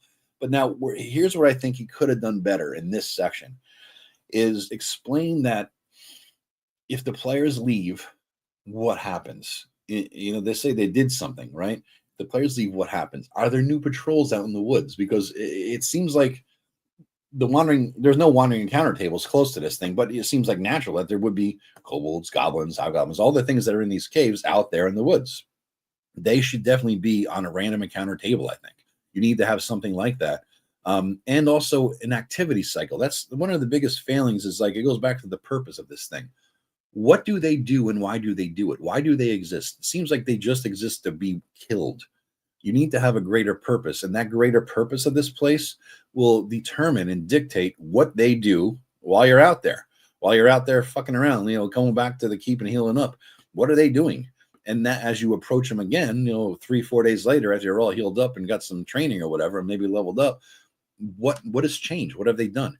I think there needs to be like a timeline of the Caves of Chaos, and that adds a bit of sense of urgency. If they had a goal, like over the next 2 months, from day 1 to day 60, they're going to do these things each day or each week towards the ultimate goal of X on day 60. Now there's a thing that they have to beat. Now there's a time clock in place. Now there's a story going on over there that the player's actions will interfere with or adapt to or something like that. Okay, so that would be very helpful. That would be very helpful, I think. So let's see where you guys are at as I sip my ever dwindling glass of of my Caucasian here. Mm-hmm. What about the limbless? Here's your wheelchair. Yeah. Oh, God, don't get me started. I found that YouTube is censoring Shark from chat. Wokeness is a hell of a censorship. There are whole areas in Caves of Chaos that are not wheelchair accessible. That's problematic. Small beer is an old way of saying weak beer. Oh, yeah? It doesn't mean the size of the cup is small? Okay. Olden times you had to roast thine joint upon yonder brazier in the pudding. In the pubdin. Okay. Vegan is the native word for bad hunter. That's good. Vegan is bad hunter. That's good. I like that. Expand the benefits of the guild house. You'd have to get more benefits. You're paying that much goddamn money. There should be something there you could buy and sell if you're a member of a guild or something. But what players are members of a guild, right? Only one god in my game. God Schmods, who needs the details. I created the Raja's Palace, a restaurant providing Indian-inspired food, garlic naan bread, garlic tikka masala, balsamic rice, and more. The mega lassi to drink, so much good food. Gygax said his original campaign, he had only the gods. It was the players who insisted on more specific details. I did not know that. That's interesting. Darkness, death, and decay spawn monsters in my game. Horror are form of people that have fallen to darkness. Interesting. We're fallen to curses. Okay. It would be amazing. That's classic stuff. Mage's Musings is a channel that has a recap of his B2 campaign that I enjoy. There's also an online comic to keep on the Borderlands. I did not know there's a comic. I subscribed to Mage's Musings. He's a good guy. I gave the town blacksmith a 21-year-old daughter becomes a member of the Witch's Dark Coven. Interesting. Players seek to rescue her, though that's a plot twist. That's pretty cool. Let's see here. A Mongolian grill place. That sounds appropriate to the keep. They don't need a greater purpose. These tribes of monsters are all enemies of humans already. I think they do. I think there needs to be a story always going on. Like if in other words, if there was nothing, if the players didn't do shit, if there were no other adventuring groups, what would happen with the Caves of Chaos? What do they do every day, every week, every month? Right? What is the ultimate goal? And I think the natural thing to tie it together are the dark priests in the back. Like they're all bringing them there for that purpose to do something, so I think that they should have more purpose than rampaging and killing and all that. Besides, I think some of them are more organized than others. I know this is a chaos and law thing. But if you bring it into the AD&D world, some of the evil dudes are more lawful in their organization, and like hobgoblins say, and let's say, goblins are neutral and orcs are chaotic or whatever and crazy and berserker type guys. So that's kind of a different thing there. Okay, now let's see. I like how he does after you kill an area, right? You just let me see. Scroll down here. After you destroy an area, there is a GM note, a DM note. Kobold losses will not be replaced, though injured kobolds will heal. If the attackers throw oil at the kobolds, they will retreat if possible, rather than suffer damage. Should they have the opportunity to find any flasks of oil, the kobolds will use them against attacking characters. And then you move on to the orc lair. Each area of the dorm there's 2 different orc tribes, but each area has a different thing. If you wipe out this orc area, they cannot be replaced, but after an attack by adventurers, the males at location 10 will move forward. The members of the area 9 arm the orcs with crossbows and lay an ambush for intruders. If the leader is slain, all surviving orcs from this locale will seek refuge with the tribe at sea, taking everything of value and even of no value with them, and will therefore be deserted. Again, this is the OCR thing messing up the format. Let me see. It probably looks better on this one. Yeah. A little bit, yeah. This is a better scan. This is a true scan, not an OCR screw-up thing. So I'll show you on this one from now on. But I like that little DM note. I just wish he did a DM note as a whole, not just for each individual room, but as a whole. Okay, so going through it here. Now here's the number 18 is the guard chamber. This is funny. So remember that Briars thing there? So what happens here is if you start yelling out Briark rather, that's similar to Hey Rube. Rube is you dumb bitch, I think. Rube, I don't know what the hell Rube means, but it just, you Rube, you dope, you idiot. So basically if you yell out Briark saying I surrender, you're calling them assholes, and they're gonna go and hire an ogre to beat your ass. So yeah. So here, hey, Briark doesn't really work that well. Here's another thing you guys are talking in the comments of shit that won't fly today. Okay, you look at over here and it says basically, if hard pressed, 2 of the female goblins can fight as well as males, and will do so. 2 female goblins, and then the other ones don't fight. They don't, but the ones who do fight as well as males, apparently. So yeah, that would never fly today. The other females don't fight because females don't fight apparently. So, and there's children here too. He has the whole ecology thing of males, females, and children. It's just a bunch of things ready to be killed. There's a family thing going on here. Now that's kind of cool. The ogre cave. This is interesting. I like the way he did this. Persons entering this place will notice a strong sour odor, and then notice what appears to be a huge bear sprawled asleep in the southwest part of the cave. It's nothing more than the skin of a large bear, which is the ogre killed and uses as a bed, making it more comfortable by heaping leaves underneath. The ogre sits in the eastern portion of his lair, and noise will certainly bring him ready to do battle. This huge ogre has AC 4 due to his thick hide and another thick bear skin he wears for protection. Because of his high strength, hits opponents for 3d12 on d10 plus 2 points of damage. Okay. 3d12 could also be 3d4s. Just saying. Anyway, the ogre has grown wealthy by serving as a mercenary, generally on the side of the goblins and their occasional allies, the hobgoblins, though he has been bought off by the orcs and gnolls from time to time. He will rush to aid the goblins and he tosses them a sack of coins. If anyone offers him a greater fee, one which he could actually see and feel, it's 90% likely he will just take it and the goblin's money too and return to his lair. So, not a good ally, really. But he has a lot of good shit here. Arrows +1, potion cure light wounds, whole person, or cure spells rather. So yeah, so the ogre's worth killing basically. I love that he's bribable. That's pretty cool to me. That's pretty cool. Now the hobgoblin there. This is funny. Seldom are these fierce creatures troubled by marauders, for the entrance to the lair is guarded by a stout barred door at the back of the entry cave. Skulls are lined along the walls, and several are affixed to the oaken door to highlight a warning written in common runes. Come in, we'd like to have you for dinner. Which could be misinterpreted as a cordial invitation to dine. So they're just like, yeah, come on in. Yeah, we'll eat you, bitch. Careful. Inspection of the barred door has a 1 in 6 chance for a person examining it of detecting the secret mechanism, which allows a person outside to slide the bar back so the portal can be entered. There's your thief. If it is forced open, it will require three ones on a d6 to indicate the bar has been broken, and a noise will alert Area 26. If a knock spell is used to open a door, the noise of the falling bar will be heard, but guards will not have time to react, so the intruders will have 2 rounds of time before the guards even come. So I kind of like little details like that he puts in there. It makes it interesting. Here's the torture chamber, playroom, and food storage all in one. So this is the guy who talked about the whip here. One has a whip. It can strike opponents at 15 feet distance, and if a hit is scored, it'll break them off their feet and paralyze them for like 1 to 2 rounds. Then he drops it once he gets into close combat. Now, I'm thinking that's a great-ass item. If I'm looting that whip, as it was used against me and I saw what it did, that's a great starter weapon, right, to any encounter, because you paralyze somebody with a hit, and then they're on their ass, and then you can just coup de grace their asses. Yeah, shit, man. That's a great weapon. I would definitely do that. And now you got the prisoners. All right, there's that plump, half-dead merchant scheduled to be eaten tonight in a special banquet. If he's rescued, the guild will pay 100 gold piece reward, grant the rescuers honorary guild status, and exempt them from 1 year from any dues, taxes, and the like, which the guild would normally collect.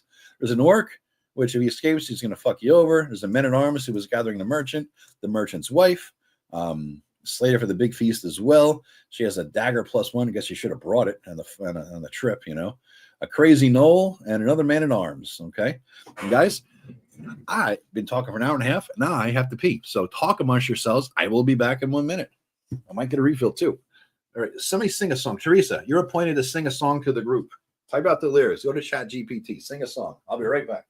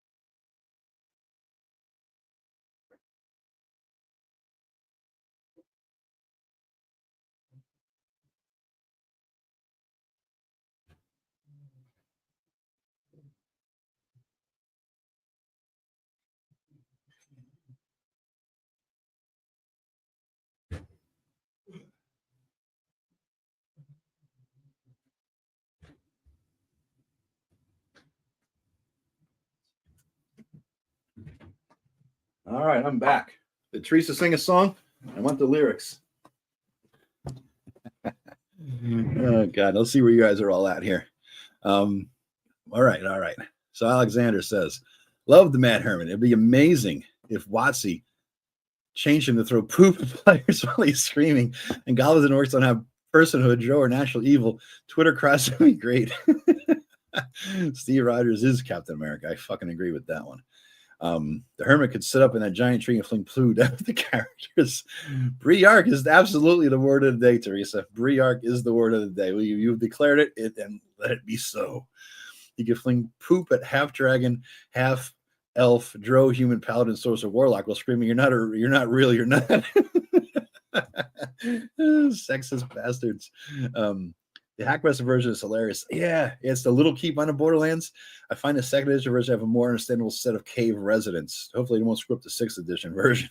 I haven't read the 2nd edition version, honestly. I think that was a return to the keep on the Borderlands. I'm not sure. Is there going to be a 6th edition version? Jesus, I hope not. Holy shit, man. Alexander Etchen, he would spare regular characters like dwarves and humans and elves. yeah. If you were a normal character who was in a min-max munchkin, yeah, you would get spared. Yeah. Wizards should have gone all the way and deleted all races. I won't buy the newest version to find out. Yeah, I've come across miraculously a PDF appeared on my hard drive. I don't know how it happened, but yeah, I've taken a look at it. And it's shit. Oh, and everyone is special. No one is special. Bingo. My ogre smokes cigars and enjoy keeping groups of human women to plunder ruthlessly used as slaves. Okay, then, Shark. No one of consequence says, says Teresa says to no one of consequence. Not even my purple dragonborn named Barney. That'd be a final solution. So let's see. So if you're for the Alliance, you're for the Horde. God. Linger on your blue eyes, white dragon. Sing a song about fire and solutions. My castle troops are all hard-bitten, rough veterans. They drink whiskey and chain-smoke cigarettes. They typically have no patience for morons.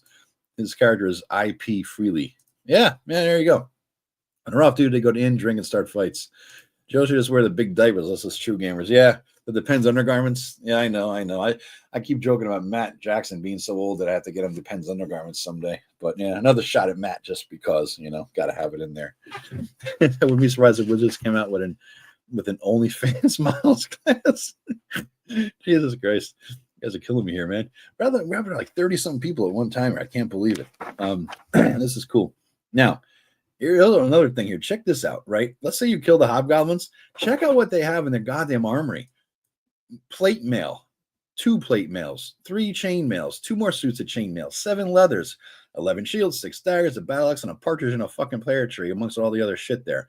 51 spears, 19 polearms, 42 helmets. How many carts are you gonna have to carry out of here just to take that shit out? That's the biggest problem I see. It's like, what do you do with it all? Holy crap! And that's just the hobgoblin stuff, right? How do you do it all, man? God damn.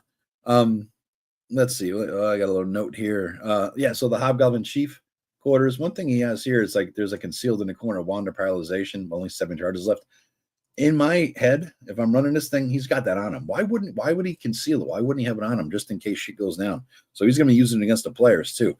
I know it's kind of hard and powerful and it's harsh because, save versus paralyzer, you're effectively dead. You're out of the fight. And if it goes down, how many people are in the group, right? 7 charges and you're low level. So your save is hard. That's a death sentence, maybe. I maybe put 2 charges in it or something. And so he'll use it as a last resort. But yeah, that's being used against the PCs. Mm-hmm.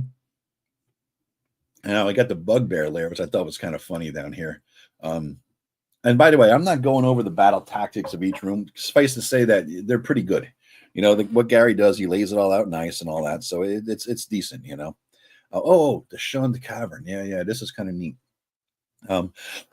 There's even normal inhabitants of this area, including the ogre, stay away from here, for the creatures who dwell herein are exceptionally dangerous. Anyone foolish enough to venture out at night becomes fair game. Even though these creatures are all nocturnal, lives in these caves. You can't venture out at night. You got to go during the day. A horrible stench is noticed as soon as the creature enters the cavern area. And so what you're dealing with here is an owl bear and some gray oozes. So then we got the Bugbear lair. Now the Bugbear, I thought that was kind of neat what they did here. It's at the very beginning. It says there are signs beside the entrance saying Orcish, Kobold, Goblin, etc. He says safety, security, and repose for all humanoids who enter. Like they call themselves humanoids. Welcome. Come in and report to the first guard on the left for a hot meal and a bed assignment. I don't know what the hell, are they trapping them? Are they killing them? It's just they're just going to eat them though. Then you get in there and the bugbears are just, eating meat off that they're on skewers. They're toasting over the coals and they ignore the great mace when you enter, reaching for the food. They don't speak common, but they'll grab and eat a chunk, then offer the skewers to the adventurers, and then suddenly use them as swords to strike the first blow. So that's their trick, right? Come on in and eat. Here, have some food. Boom, you're dead. And then they're going to ring a gong and all shit breaks loose, right? So yeah, that's I kind of like that too. I like these little touches that make it interesting. Very interesting. Let's see here. There's a slave pit, blah, blah, blah. And then there's, the evil Minotaur. Again, you guys saw the Minotaur picture there. So the one in my book is the dude on the left. All right. So the Minotaur is such a badass. Great chainmail coat. So that's apparently chainmail, I guess. I don't know. It doesn't look like chainmail to me. Carries a +1 spear. He rushes and stabs. And when you get into the Minotaur's lair, there's this like confusion spell going on, and you're going to lose your way essentially. So that's interesting. It's a labyrinth that there's a direction confusion. I don't know what the hell spell direction confusion is. I don't know what the hell it is. I don't think it's a real spell.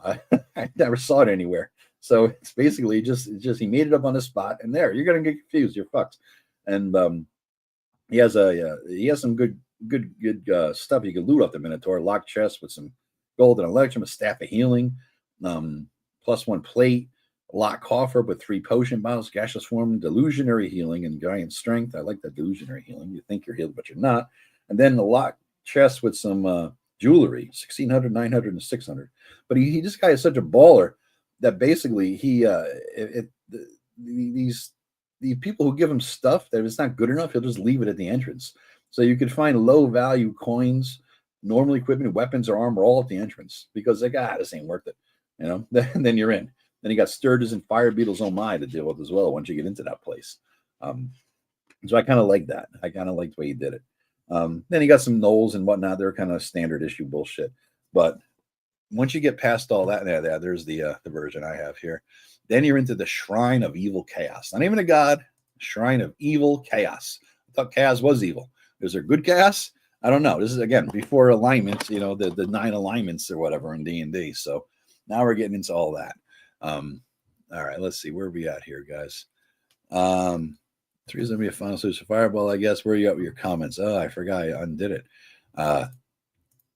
IP freely. Say big diaper. Oh, the diaper things are ended.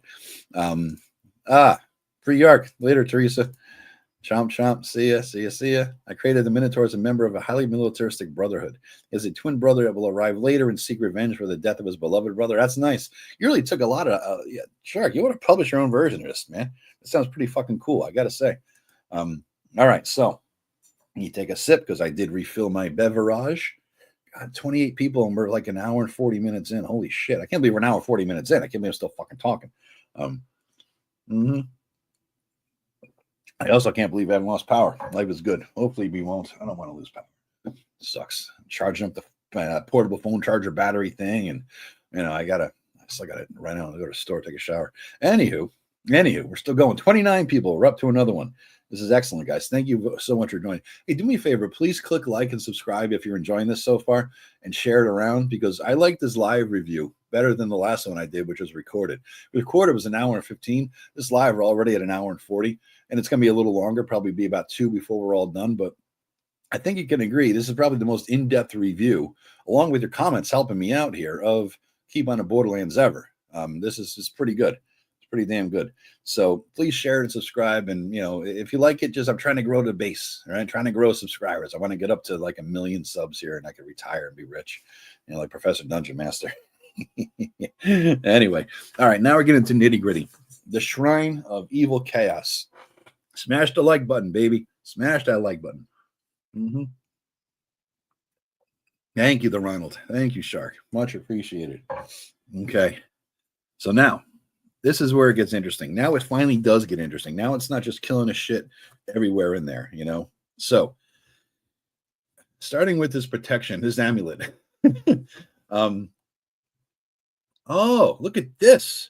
They changed it. That's interesting. So originally in the adventure I'm reading, the paper adventure, guys, so here's a challenge to you. See what version you have, guys. The adventure I have is an older one. It's like the second printing, obviously, because of the changes in here. My thing says that it's an amulet with protection from good spell cast on it. So attempts by a cleric to turn them are made as if they were ghouls rather than zombies. Now this one says it's an amulet of protection from turning. So a cleric can turn them as made as if they were ghouls rather than zombies. So they changed it. It's no longer, these zombies are not wearing an amulet of protection from good. Interesting. And it says each wears an amulet of protection from turning, where in mine it says one wears an amulet of protection from turning. And that explains the AoE thing. So that was my AoE question before, is how is this amulet AoE when the spell isn't even AoE? So other people must have bitched about this in 1980 and said, what the hell, Gary, you're making no goddamn sense. And he changed it in this newer printed version. That's interesting. Pull out your old ones, guys. See what you got. See what Minotaur you have, and see what version of the amulet you have. Okay, that's fascinating. I wonder if another thing has changed. I made a note of something else down here in the Hall of Skeletons. Okay.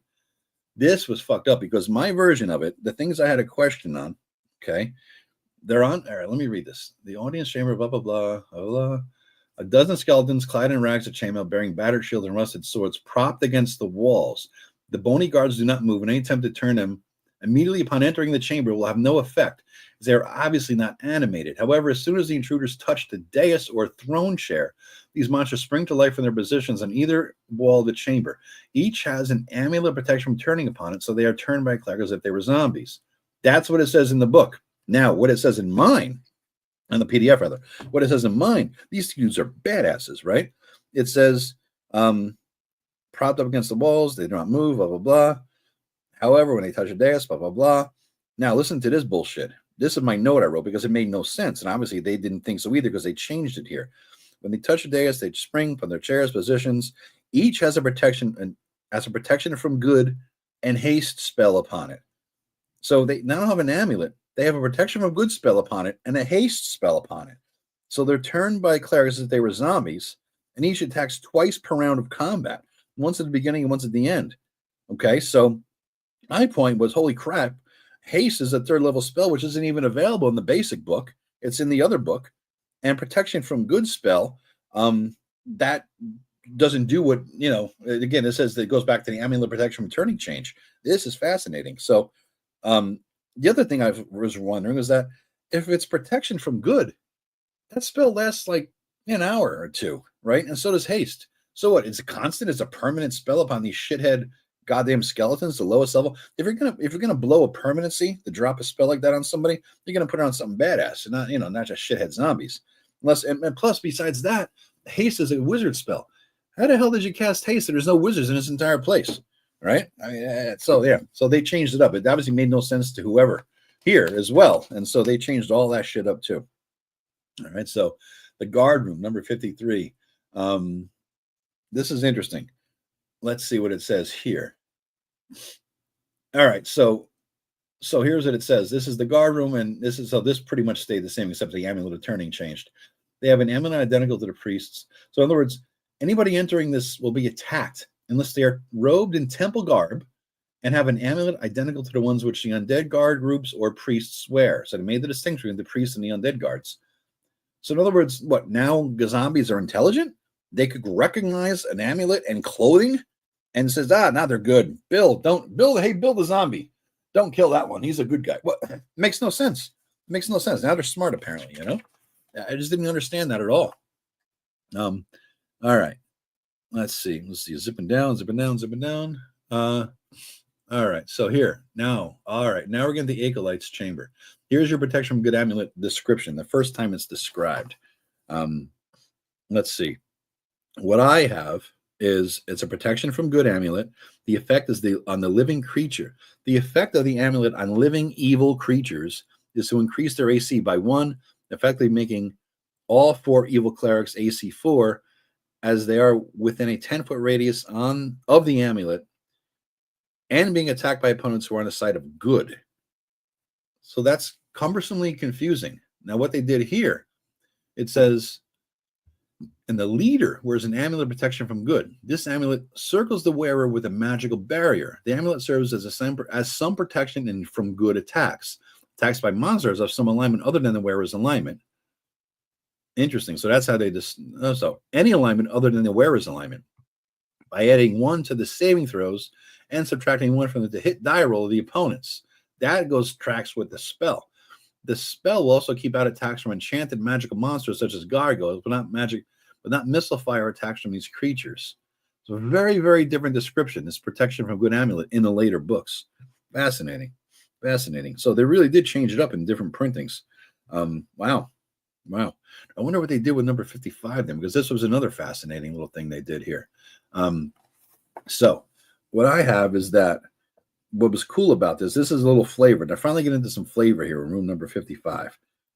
So if you pick up one of those evil objects, the DM should roll a secret saving throw versus magic at -2. Any who saves successfully will get a feeling of great evil about the object, and he or she may voluntarily put it down. But if the save fails, the character will rapidly fall under the influence of a demonic spell, again, leading me to think this is a demon cult, and rapidly fall under the influence of a demonic spell, and within 6 days become a servant of chaos and evil, returning to this travel to replace the relics, and then staying as a guard forever after. Okay, so let's see what it says here. Let's see, but the relics of evil, and it says, they changed it.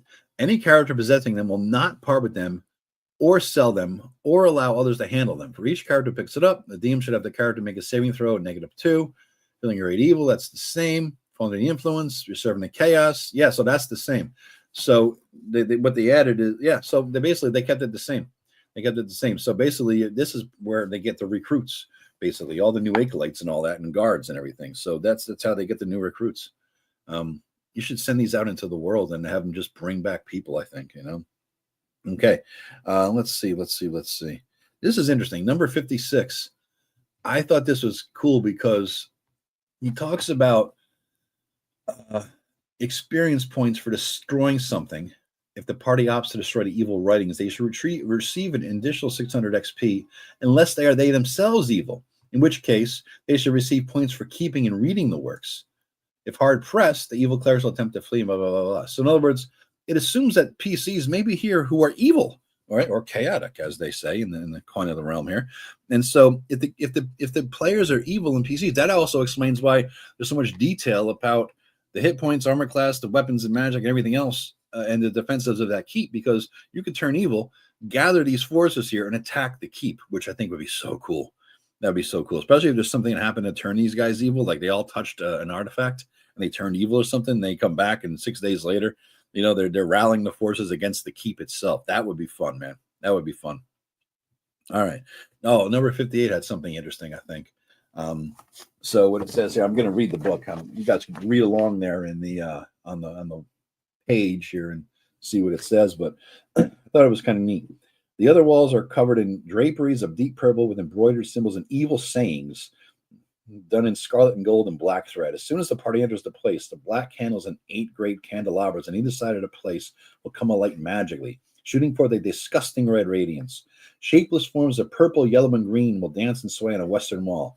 And if anyone looks at them for more than a moment, they must say versus magic be mesmerized into chanting a hymn to chaotic evil. Should 3 or more voices be so raised, the iron bell at the entrance will sound automatically by magic. But even one such chant will alert the guards of the head cleric. And then the zombie guards will arrive. So, yeah, that's kind of cool. That's kind of cool. In other words, it's a curse that you're next thing you know, you're taken over by the evil of the area there. That's pretty slick. Pretty slick. I like that. I think it pretty much, yeah, that kept it the same in the book there. Yep. Okay, cool. The chambers of the evil priest. This goes back to the zombie thing here. Let's see. The zombies are on guard here. They changed this too. This is the zombie thing I was talking about. So in the book I'm looking at here on page 22, it says 2 zombies are on guard here. They once were 3rd level fighters, so treat as 3+1 hit dice monsters. Dex 8, AC 2 from blah, blah, blah, blah, blah. So basically they're giving them more powers and abilities. But somebody must have raised this point too and said, what the fuck? Zombies are zombies. They might have plate mail and shield that gives them better AC, but their damage is basically by their punch. They're whack, and so the zombies that are armored rather, but they don't get any, although they're holding a shield. I guess you'd have to strap it onto them or something.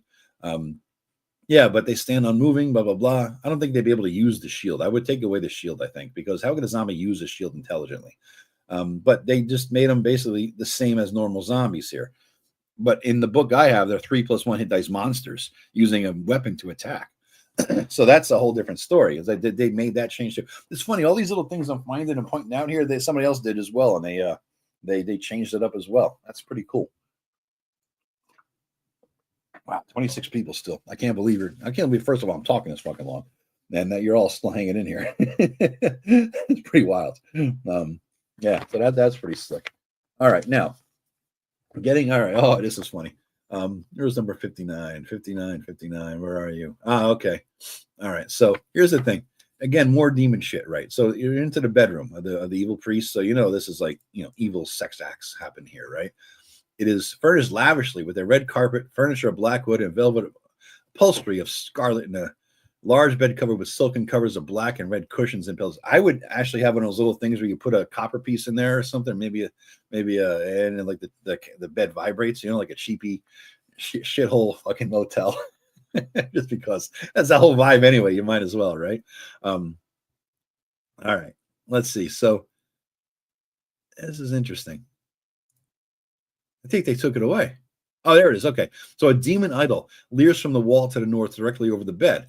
So in other words, you have a crucifix over your bed, and a lot of people did growing up, right? Catholic, whatever, but it says a demon idol over the bed. If anyone other than the priest touches it, it will topple over upon the person, causing 2 to 12 points of damage, right? So that's kind of cool. I mean, how big is this thing that it's goddamn that big that it causes 2 to 12 points of damage? Holy shit, first of all. How heavy is it that the wall is even supporting it? But could you imagine that the priest is in bed doing some evil sex rite with some chick, let's say Shark's, the daughter over there, Shark was talking about, and, the witch chick, and you had some evil sex rite, and, the head bangs against the bedboard or something. She reaches up some position or whatever. She accidentally touches the idol. Hela comes crashing down upon them both, killing them. Death by sex. Anyway, that's just a thought I had. But it's kind of an interesting trap, though, you know. So number 62 had something I thought was a fuck you job. A white. A white is kind of a badass because you drain a level if you get hit by a white. That's pretty severe. So now you get into this is serious, serious shit here. Hopefully you're second level, because if you're not, I don't know what the hell happens. If you're first level, you get drained by a white. What the hell happens? I mean, you're 0 level, you got nothing. You're a trainee again. You're an acolyte. but the real thing, the fuck you job comes up here. It's in the cell. It's a Medusa. And all you see is shapely legs and a body and up to the shoulders. If you enter and approach, you're in for a rude shock. It's a Medusa taken by the evil priest zombie guards. Now that raised the question. Because in Medusa, in my eyes, you look at the Medusa, you get turned to stone. If the zombie guards took it, is Gary saying that zombies cannot be turned to stone by a Medusa? Are undead immune to Medusas? Medusae? What's the plural for Medusa? I don't even know. But is that what he's saying here? That zombies took it because you can't be turned? I guess they can't be poisoned, definitely, but they can't be turned to stone. So that's interesting. Savors poison or die if you're bitten by it. So that was just interesting to me. I didn't quite understand that, how the hell that whole thing worked. But this is fascinating here too. Again, more demon stuff, right? All right. Not a being above such things, the cleric had plans for removing its snakes. They're going to cut the snake heads off, binding a Medusa, and then eventually sacrificing it at a special rite to a demon. The Medusa will spare 1 or 2 of the adventurers from. So in other words, he was going to sacrifice this thing to the demon that he obviously worships, which should have been laid out, I think, better, that he worships a demon or something, right? That's a failing, I think. Gary could have brought all this together in one story, but they weren't really doing stories. And again, like I said before, if the demons are the head of this group, then you should have, what's behind it all and all that. That's what they're serving or whatever. I guess you should say, not the head of the group, but that's the serving force is demons. You should have then demons as a final fight in some way, a minor demon, something, because give the players a shot to say that they fought a demon. That's all. That's all I'm saying. So now we got, and this is the other stuff, like the other advice for some reason at the end of the entire adventure. All right. So NPCs and this and that. What I thought was interesting here was that when you get into the glossary, okay, you get into, hilt and lackey and blah, blah, blah. But it's definitely a class thing. A lackey is a very low class servant. And in the various places, the servants sleep in the stables, of course, he says, in the cellars and, but look at a pot boy. I wouldn't mind a pot boy myself, but he might, he'd be bringing me pot.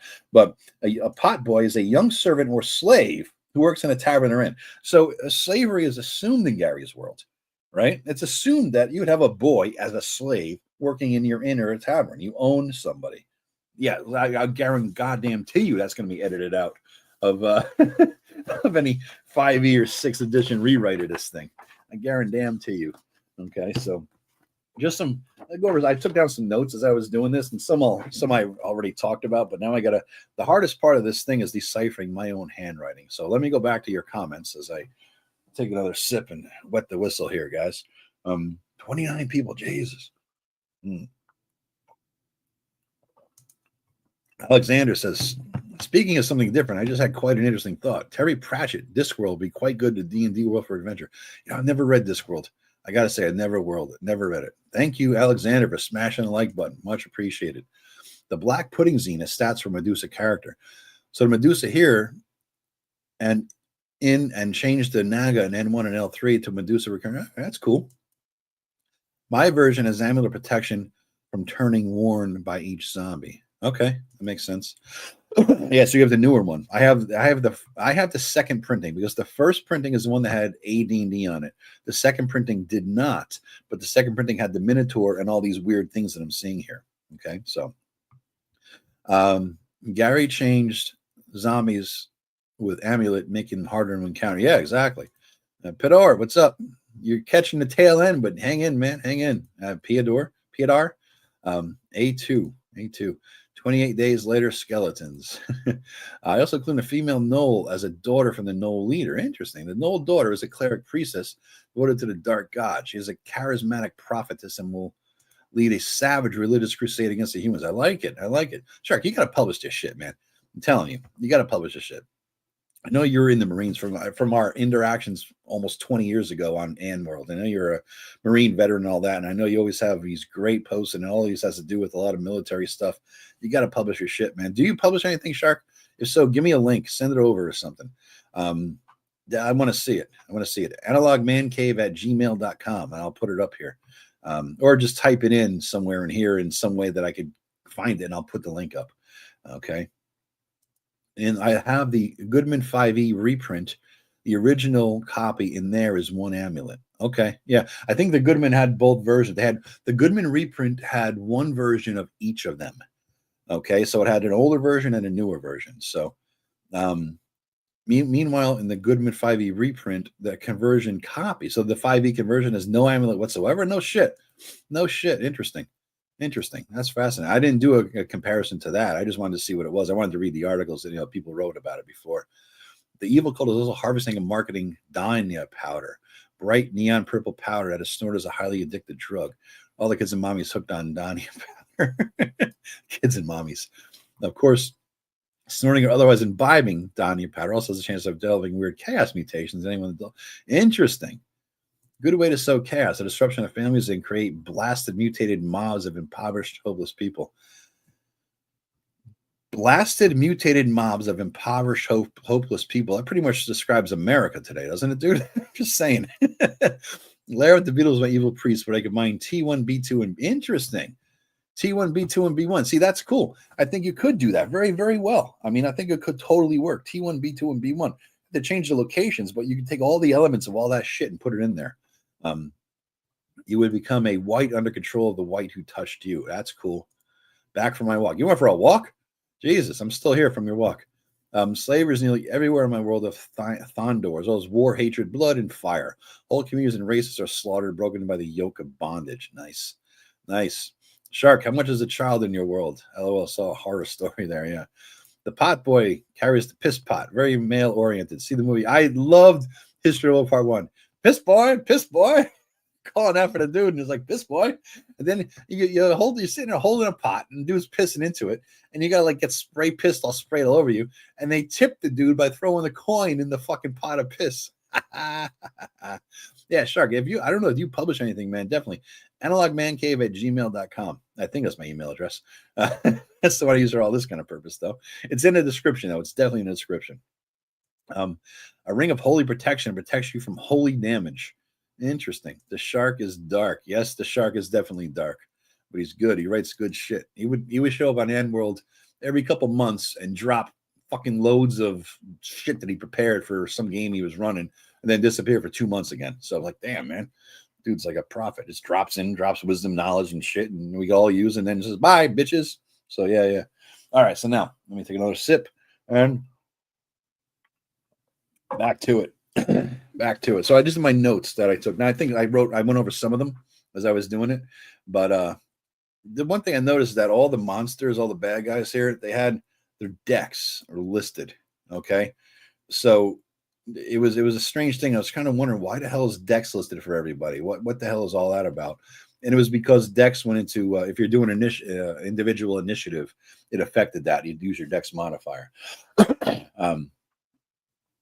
There's let's see, tons of detail in here as to what they have and what they're all armed with, and that goes back in the keep itself, and that goes back, I think, to could be evil.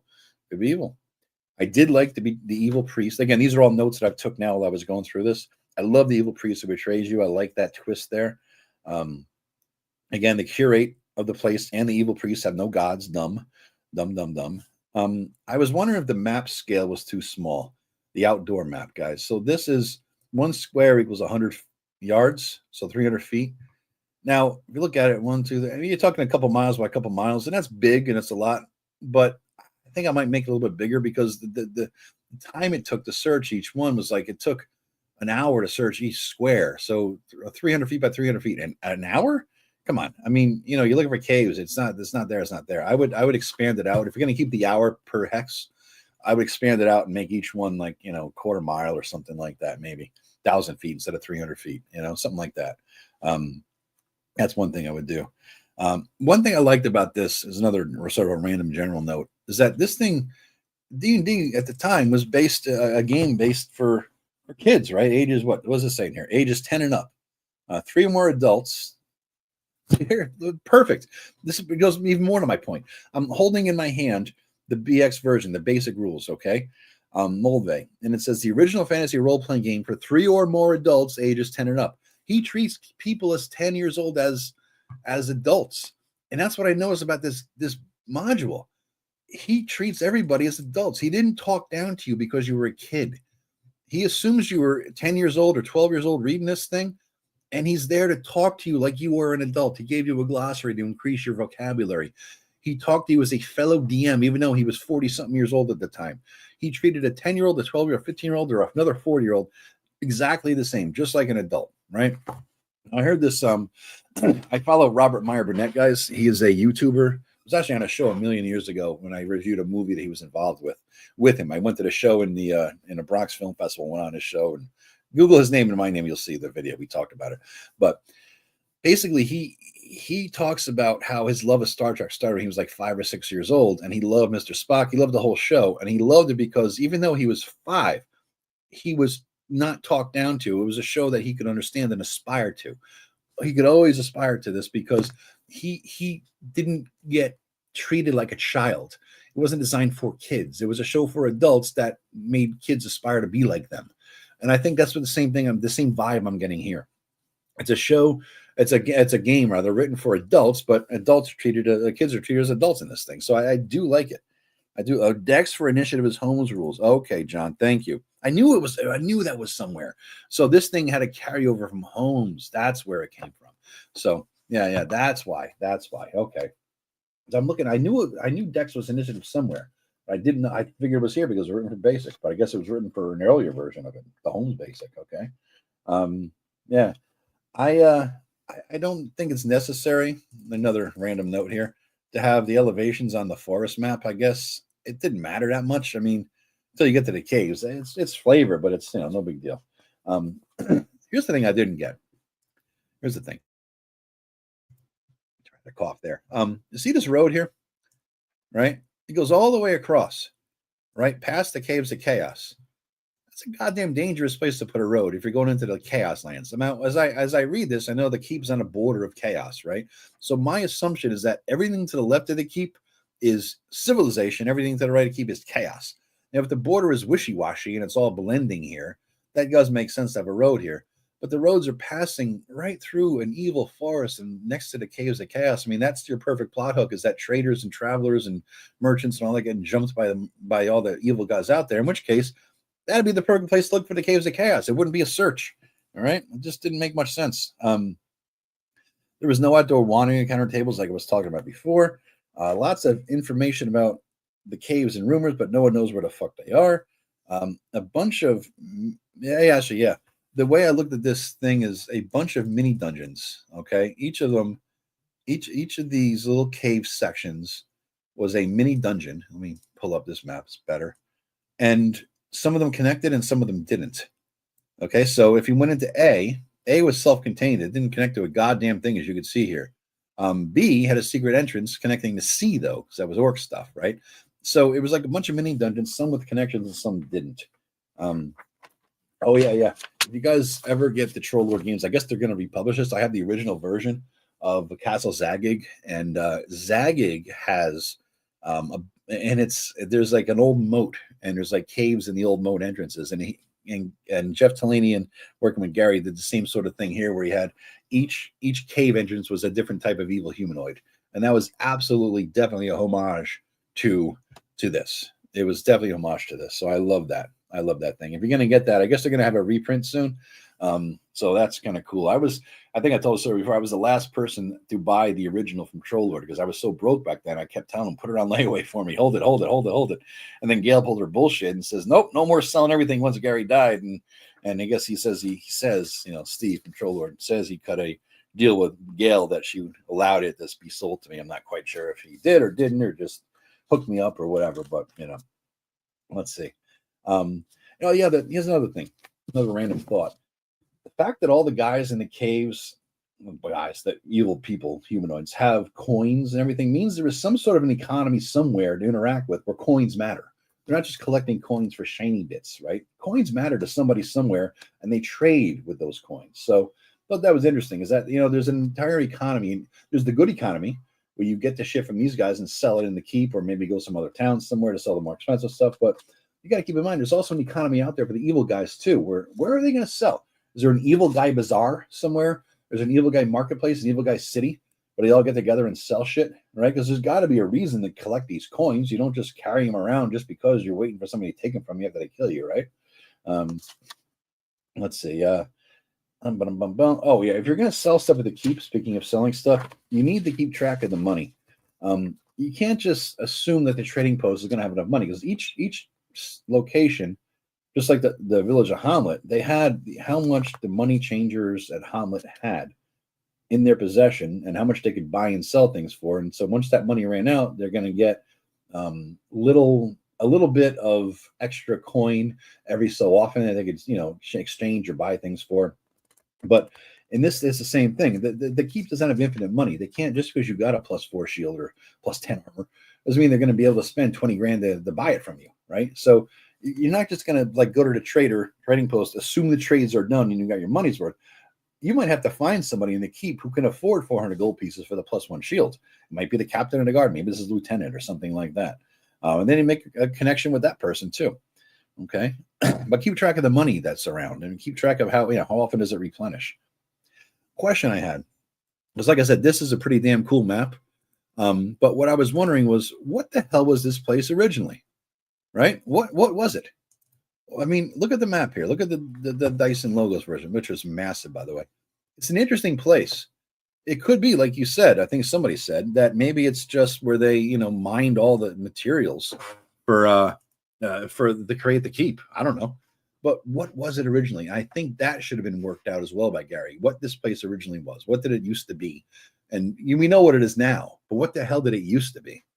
I think that would make it more interesting, because you might have little bits and pieces of what its original purpose was back then still here. Was it always a place of evil? Did evil take it over and corrupt it? I don't know. We don't know, right?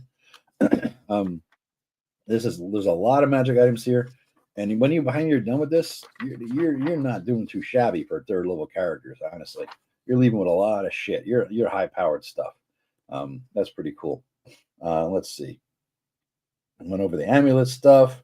That's the button. Yeah, that's it. Pretty much got all those comments. So back to my outline, guys. We're not done yet. It's going. My God, won't he ever shut the fuck up? No, he won't ever shut the fuck up. Now that I've sort of gone over a lot of the stuff in the module itself, the NPCs. All right, back to the NPC section. Were they memorable? Were they meaningful? Yeah, I think they could be, but it's up to the DM to make it so, as Picard would say. They need to make them memorable, make them meaningful. Do they add flavor? Do they evolve? Yes, if the GM lets them. It's up to the GM to make them evolve, to make them memorable, to make them meaningful. And you ought to. I mean, it's not explained how to do this in this module, but you can definitely do it. You can absolutely make them meaningful. As Teresa said, I've added a section related to shopping based on her advice, or his. I think you're a him, right, Teresa? I think it is your fake name or something here. But yeah, I've added a section on shopping here because shopping is important. Is there good stuff? Yeah. Are there price lists? Absolutely no. This has the basic stuff. Is there a local economy that makes sense? You'd have to make it make sense, like I was saying before, about keeping track of who has what money and what they buy and sell, right?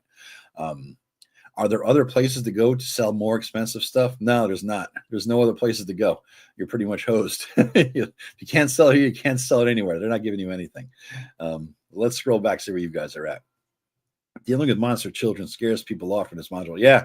I mean, is an orc irredeemably evil? Therefore, is that orc baby, that toddler orc, the 3-year-old orc, going to be irredeemably evil orc? In my world, yes, they do. They do make, they're going to be evil regardless. And so, especially if you kill their mother and father right in front of their eyes, they're going to be totally evil, and they're going to hate humans or whoever race killed them, right? So yeah, are you killing orc babies? You kind of have to, because they're going to be a threat later on, right? It goes back to the whole killing that dude from Germany in the 1940s in his cradle. Would you do it, knowing what is going to happen and what's he going to do? That's the question, right? It's the age-old question. Wenches will make your character feel better. Yes, there are definitely wenches in this. They actually call them wenches. A quarry would need a road to the keep. And that would make sense, John. If that was a quarry way to hell back in the day, there's a road there, right? Damn it, I came halfway through the interview. That's all right. The interview goes on. If you're only halfway in, you got another hour, 15 minutes to go. Better late than never. Yes, absolutely. I haven't played a DM in years. I really miss playing D&D. Dude, get into it. Get into the game, man. There's a million places to play. Get online, look for people. You could do it. You could definitely do it. The module is such a wonderful starting point for literally any setting. I agree.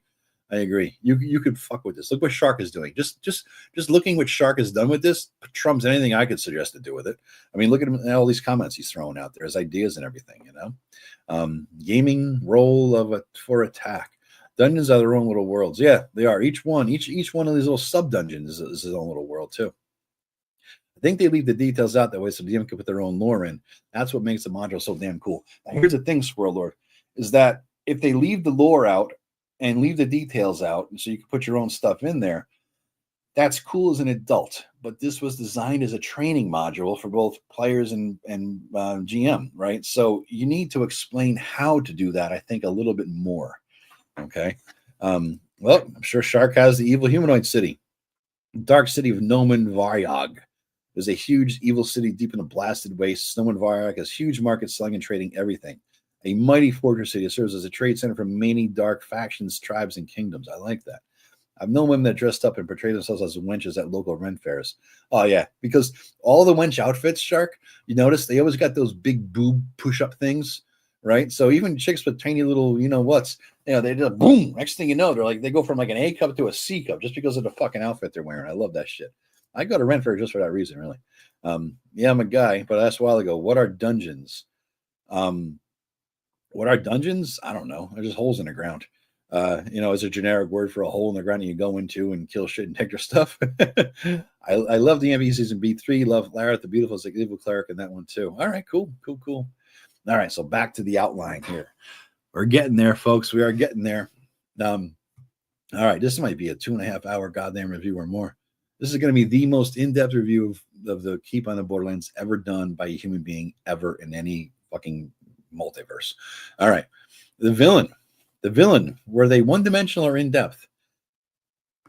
There was no villain. He didn't have a fucking name as far as I understand. We're just a goddamn priest. So they were just there to be killed. Does what he's doing make sense? No. Morally ambiguous? Absolutely not. He was chaotic evil priest boy. Does he grow and evolve? Nope. Is he a mystery? Nope. He's just the end boss. Did he have escape routes? Yes. Did he have minions? Yes. He had acolytes and he had escape routes. But that was it. It was kind of a bland thing, It's kind of disappointed. Are there chances to explore? Was the environment dynamic? Were there mysterious places? Were there environmental hazards? Was there secret areas with loot? Not really secret areas with loot. Environmental hazards, the only one was really the Minotaur room with the gray ooze. Nothing mysterious except that when you get to the final areas with all the evil priest stuff. But the area was dynamic in the sense that Gary gave you suggestions on if they leave, if they got killed, here's what happens. So yeah, I'll give it dynamic stuff. Problem solving. Were there puzzles and riddles and traps and mysteries? Oh my. Not really. I mean, there's traps. The only mystery I guess you could say is the evil priest in town. What is his story? But there was no real puzzles or riddles. I didn't see any in there. I even did a Google search to see if I missed anything. And I did not see puzzles or riddles at all, according to ChatGPT. So yeah, nothing there at all. Player agency. Was it linear or non-linear? Was it a restrictive railroad? Did players have their chances to do their own thing without breaking the adventure? And did their choices matter? Were there meaningful consequences for ignoring plot hooks? And can this eventually evolve based on choices the PC makes? Okay, so it was definitely non-linear because it was basic. I mean, it was one thing. It was go to the keep, go to the caves, go to the keep, heal up, go back to the caves. So there was no railroad, but there was not much going on unless you expanded it, right?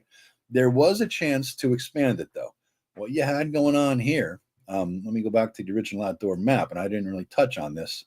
I wanted to, is see the Cave of the Unknown? It's unknown because it wasn't made yet. Gary says, here's an area. You can put the Cave of the Unknown in there and make it your own. He even gave you a hex map to use to make where is it? It's not there, but he gave you a blank piece of paper as a hex map to use to make your own dungeon map. So the Cave of the Unknown was up for you to make whatever you want to do. So no, it wasn't a restrictive railroad at all. But there's not much to do unless you added more to it. Was there a chance to do their own thing without breaking the adventure? Yeah, because the adventure had no time limit. There was nothing going on. There was no big story. There's no overarching anything. Okay. Did their choices matter? No, there was no. I mean, it was basic. You go kill shit and take your stuff. Meaningful consequences for ignoring plot hooks? No, because plot hook was kill the caves, right, and get loot and get gold and glory. So there was no consequence to not doing it because you could just leave whenever the hell you felt like it and go to some other adventure. Can it evolve based on choices PCs make? Not as written. It's up to the GM to make all that thing happen. Role playing. Was there character development opportunities, chances to learn stuff, and moral and ethical dilemmas? Well, killing orc babies is a moral and ethical dilemma. Chances to learn stuff. There was no sage. There was a scribe in town who was the king, the Castellan scribe who spoke 8 languages. You could presumably use him as a sage, I think. Character development opportunities through role play, yes. And I think that a great character development opportunity was something the adventure says you should never let them do. Take over the keep. That would be goddamn fantastic. If you had the keep as your reward for destroying everything out there, yeah, then you take it over. Maybe there was a war, maybe something happened and Castellan died or something like that, and they need somebody, and boom, hey, you just cleared that shit out, boom, you're in. That's it. Next, subplots and side content. Were there factions and rivals? Were there individual quests for PCs? Are they engaging and did they matter? The factions all came from the bad guys. They were rivals of each other. There were no individual quests for PCs, so yeah, nothing like that. Unless you made it up, you could. Again, this is a sandbox to play around with. He could have and should have suggested some things like this, but those were the days where I guess he didn't think he needed to, or had to, or never thought about that level of nitty gritty. Were there downtime activities and in-game economies to engage with? No, it was only here. I mean, downtime activities, you go to the bar, you talk to people, this and that. So role playing, yes. Excuse me. But that was it. If you have to make it up your own self, basically, role playing opportunities and the in-game economies were all in the keep. So I like what a lot of you guys were suggesting is expand upon that shit. Make it more, make it interesting, make it better. Expand upon all of it. And add more people, add more traders, add more groups to the keep, and that would make it more interesting. Combats. Was there environmental stuff to make it more interesting? Barrels or things like that? Not so much. Was there a great boss fight with any unique mechanics or unique things? The only cool thing with the boss fight was that he had a secret door that he would run through in his wardrobe closet or something like that, and he shuts the door behind him. And when the PCs go to chase him, when they open the door, like 500 gold pieces cascade around their feet onto the floor. And so now they got a choice. Do I take the 500 gold or do I go chase the evil priest of some unnamed god? Right. That was interesting. Were there any multi-stage battles? No. Minis required or theater of mind? You could get by just fine with theater of mind on this. I think you didn't need minis or anything because the rooms are so damn small. I mean, look at these things. They're not big. They're not big at all, relatively speaking. These are 5-foot squares, I believe. So, you could get by with theater of the mind. Now, beyond combat, can you solve combat stuff without combat? Yeah, I think you can, especially when it gets down to if you do leave clues like he suggests you might want to do as a GM about the factions and all that stuff. You could definitely solve all this stuff with playing one faction against the other, maybe hiring on with one faction and have them pay you instead of the ogre to go fight, have the goblins pay you to fight the orcs or something like that, and you have a place to stay with the goblins, and that sort of thing might work, Social encounters, yeah, that's definitely there, but in both in town and in the keep if you want it to be. Is there any investigation or mystery? No. And that's where I think, again, another missed opportunity is what's the history of this place? What's the lore behind it? What did this place used to be? That could lead to the investigation and the mystery of it all. That's the chance to make it shine, I think.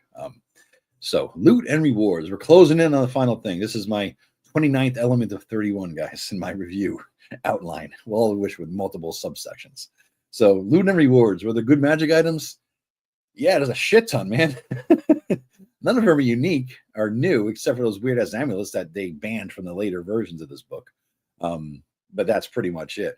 Were there any unique non-magic items, like not just gold and gems? Yeah, there was a lot of little things like that you could do. There was scattered throughout. I shouldn't say a lot. There was a lot scattered throughout, but there wasn't a shit ton. But yeah, there's definitely some of that stuff. Was it meaningful, well placed, and make sense? Yeah, I think it all was. I mean, it was natural things that somebody would have looted or collected over time and and kept and held on to. It did make sense. So now we're on to the ending. Was it meaningful? Did it had plot twists? Did it have multiple endings? Could it lead to more adventures or potential sequels? I think it was meaningful in the sense that, yeah, you whooped Ash, you killed it, and you beat the module, you beat the adventure. Were there any plot twists? Maybe, depending on how you played it. Did you bring the evil priest in who was a spy? That could have been a cool plot twist. All that shit that Shark is talking about could have been a good plot twist. Multiple endings. No. I mean, you either win or you don't. But can it lead to more adventures? Hell yeah. Use this as a base of adventure for going out further. What if you had an evil city out there? What if they restock? What if they attack the keep and getting into battles and stuff like that, right? That'd be kind of fun. So potential for sequels.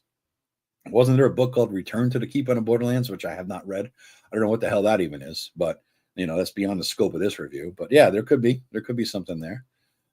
Yeah. So now nothing left to do but my overall rating. And I know we already said, Teresa called it the Briars is the phrase of the day.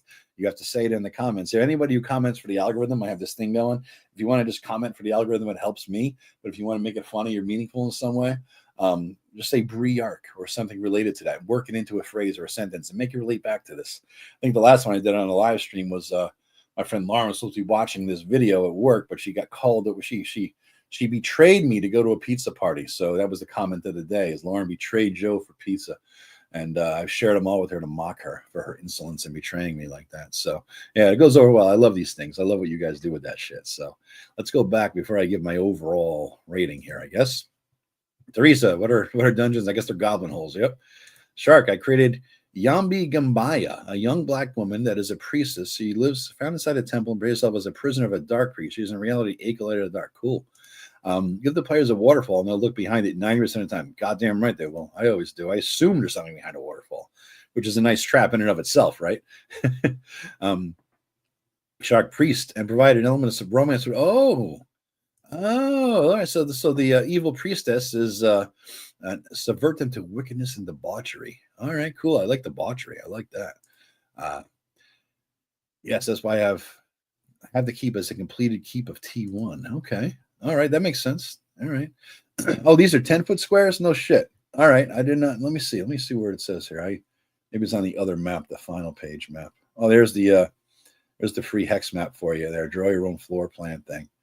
10 feet. All right, so they are a little more room there. So yeah, you could, these 10-foot squares as opposed to 5. So yeah, you could do something like that.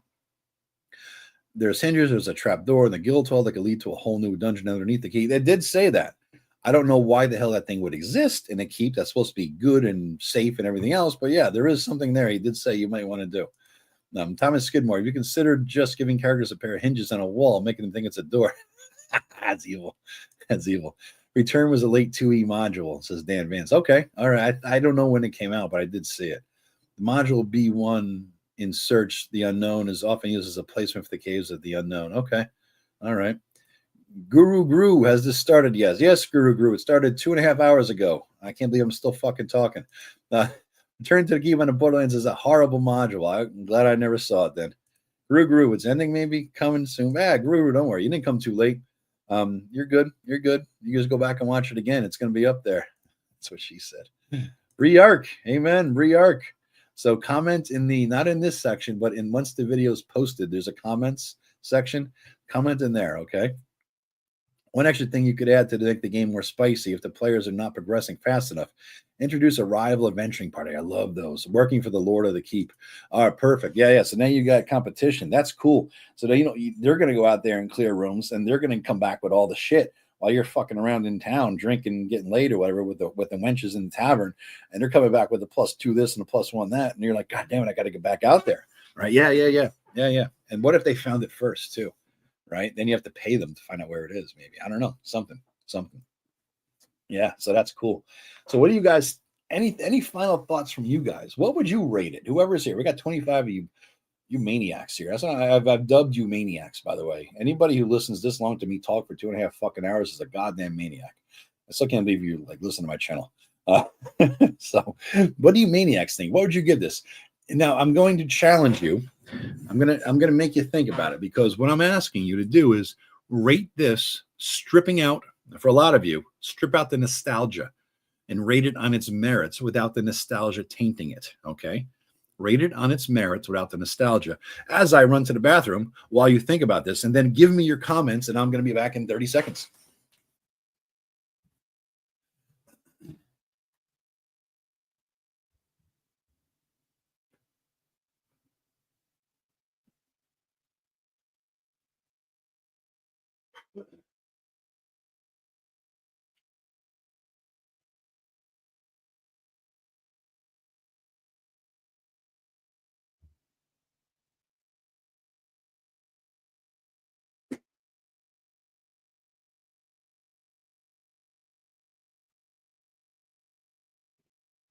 All right.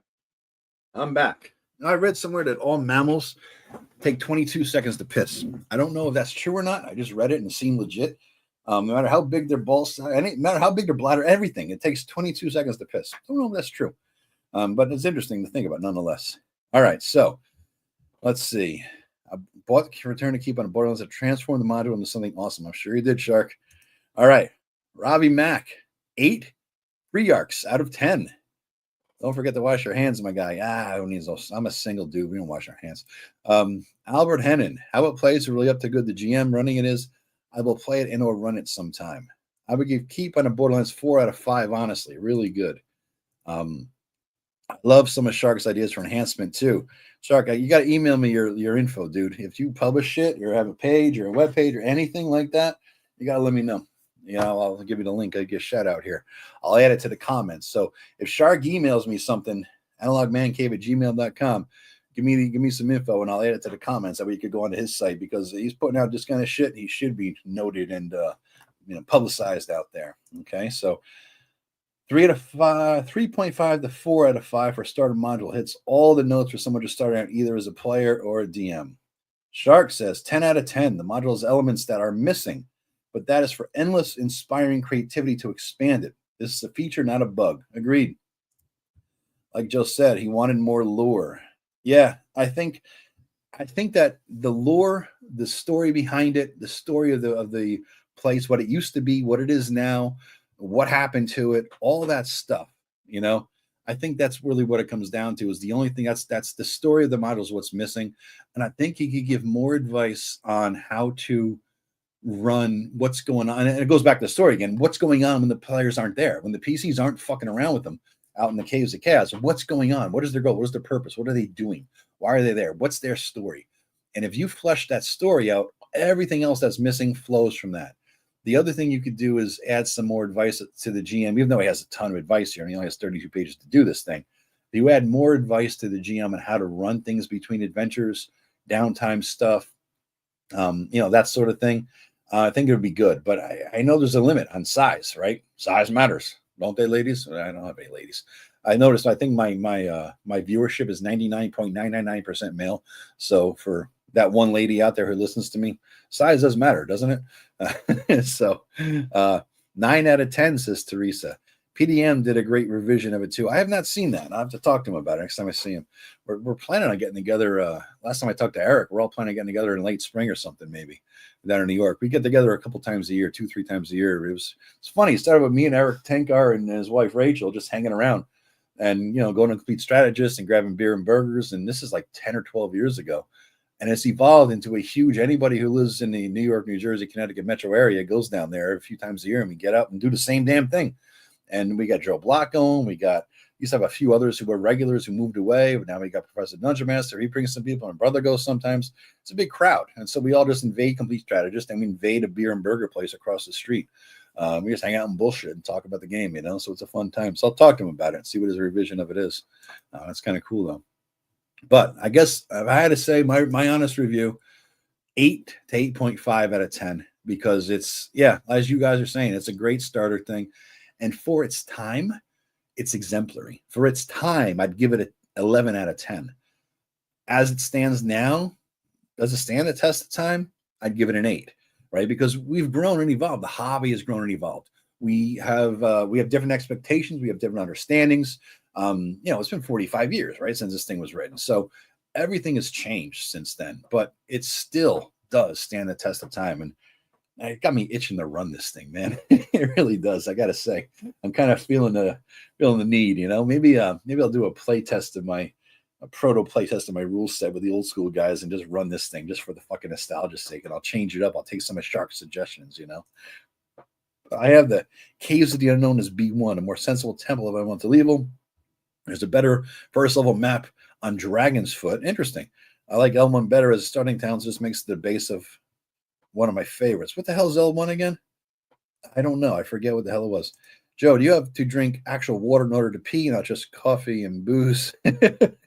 No, I get just fine on coffee and booze. All I had to drink that. I had a couple cups of tea, and yeah, I got some chai tea in me. I had like 2 or 3 cups of chai tea mugs, big cups, and then I had my two old fashions. Old fashioned I usually go to, but I had two of the Caucasians here. So yeah. So I think I might do that, Shark. I might do a little proto test, a pre-run of it, once I get it going. And I wanted to do something with the group before I do the live stream show. I wanted to get, kick the tires, fuck around with it, because I'm going to be doing HTML coding, which I don't know how to do. I have to teach myself for all my characters and all the sheets and all that kind of stuff. So I want to get the bugs out before I go, live prime time and all that kind of thing. So I want to get all that done, I play Joe's DM every day at 1 p.m., right? No, I wouldn't be able to do it every day at 1 because I'm at work. So the only reason I do my 1 p.m. show with you guys and I record the video and I drop it as a premiere, YouTube calls it a premiere video, because it premieres live. It doesn't just drop live it doesn't just drop in its entirety. Premieres live as if I'm live streaming it, is because when it does that, I can just watch it along with you guys for the first time while I'm at work on my lunch break. And I respond in the comments. So that's why I sometimes leave. If it's longer than a half an hour, I got to bug out at 1:30, get back to work. So yeah, that's pretty much it. Yeah, I want to mess with it though. I do want to mess with it sometimes. Now I got the nostalgia kick in me, I think, so that could be fun. But yeah. So what else is going on with you guys? What else is on your mind? We're gonna wrap it up here pretty soon. But I figure, any other thoughts on the module and any thoughts on my review, on my style, on how I did it. Did you like me doing it live better with you in the audience, throwing back and forth contributions? Or would you rather me going back to a recorded video and just dropping all that stuff like that? Would you rather me do it like this or do it recorded? Any suggestions as to format, form, content, any points you want me to review that I didn't cover? Throw it out there. Be honest. I want the criticism because I know your criticism will help me get better. And me getting better means I get 1 billion subscribers. And 1 billion subscribers means I could retire from my shit job. Right? So, yeah, we're all good. Secret of Bone Hill. Okay, I see. Okay, gotcha. Yeah, so any other comments or input or criticism or critiques or, anything. I'm not looking for compliments. I'm just looking for criticism more so than anything else, The Robe and White Russian made this review of 9 Briars out of 10. Absolutely. I'm not wearing a robe, but I am wearing my Mr. Rogers sweater. I bought that thing off of Amazon like $20. And it's just a cardigan, 3 button-up sweater. And I bought it to sit on my deck. So I go out there and, fill a bowl with something fun and look at the stars at night and puff away. Mr. Rogers is home from work and he changes into a sweater. It's like, I'm going to do the same thing. So that's why I got my sweater. Keep is an absolute classic, a master class, and less is more. That's the genius of the module. Agreed.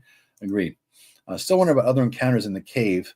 Thought there was other NPCs besides the hermit. There weren't other NPCs besides the hermit, but there were some other things out there in the wilds. Let me see. There was. Where is it? I'll pull it up here on the screen so you can all see. Yeah, it's still showing, right? Yeah. So there was, let's see, a kobold lair. All right. No, I'm sorry. My bad. Before that, there it is. Here's the stuff. So there was a mound of lizard men. There was a spider lair. There was a raider camp. That might be what you're thinking of, Teresa. There's a raider camp here. Then there was the mad hermit with the, there's a mountain lion on this. In mine, it was a panther. Now it's a mountain lion. I wonder if they change his stats too. Geez, it's funny all these little changes they made, and I didn't even notice it because when I did my review last night, I was sitting there. I showed you the picture. Look at my YouTube page, and you'll see a picture of me sitting at my table preparing everything. And we call it a puma. All right, so the puma in this was Dex 18, AC 6. Okay, that's the same. Hit dice 3.2 minus hit points hit dice 3.3. Hit points 15 is the same. Number attacks 3. 1 to 3, 1 to 3, 1 to 6, and then minus 1 to 6 each. Holy shit. This is a badass. This Puma, no wonder. The Puma probably rules the goddamn jungle out here, man. Yeah, plus 2 to hit on its attacks that combat round, and it always attacks first each combat round. That's the same. Yeah, damn. So that's insane. Yeah, so the Puma was a badass. That's why they scaled it back, I guess. So interesting. Yeah. They're editing the digital modules in real time. And it might be, I don't know. But this is a scan. This one here is a scan of a later one. So let's see what this one has. As the damn Puma. See if it has a Puma or the other thing. Lizardman. This has a mountain lion as well. So only the original one had a Puma. Damn, who knew?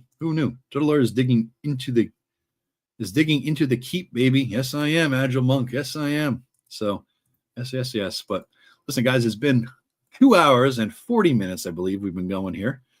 So I think I'm gonna wrap it up pretty soon. But thank you very much for hopping in here and looking at this. And I appreciate you guys watching it. And if there's anything I missed, please let me know. Is there any other formatting things you want to see me do differently? Is there anything I skipped? Anything that you want me to go over? Or anything like that at all? Let me know. Okay, because I am looking for any input you guys can give me. Okay, so I think with that though, with 2 hours and 40 minutes in, I think I'm going to drop. I don't know. I can't speak if I have a voice left. I got to hop in a shower, dig out my car, run to the store, pick up a few things because I think my brother and the kids are coming over there. We're going to watch a movie, so should be a good time. Thank you, Shark. Appreciate that, man. Appreciate it. All right, guys. So tomorrow's video will be, let's see, what else tomorrow? It's Monday, right? And I'm off from work on Monday, so that's nice because of the whole President's Day thing. So I'll be doing a video. I'll do a live stream at 1. I'll go over all the stuff. Next up, I think that next up was session, the player background, and then 0.5. So we'll see if I can combine both of those into one video. Okay. Ciao, Albert. I think there was a goblin under a rock you forgot to turn over. Can't stay for live. I wanted to say I always use KOTV with every group I run. Looking forward to catching the rerun. Cool, Darren. Awesome. Thank you very much, guys. So I'll let you go and have a great rest of your Sunday here. 23 people. Holy fuck balls. Thank you all. I really appreciate you. Please, again, click like and subscribe. And the best thing you could do, guys, click the link to the video and share it somewhere that anybody could see it and just praise the video. If you don't think it was that good, don't praise it. Just share the link. But, if you can, praise the video. Is a great deep dive. And I'm trying to grow some viewers here. So that would be awesomely appreciated from y'all. All right. Take care, everybody. Catch up with you pundits. All right. Take care, everyone. Bye-bye.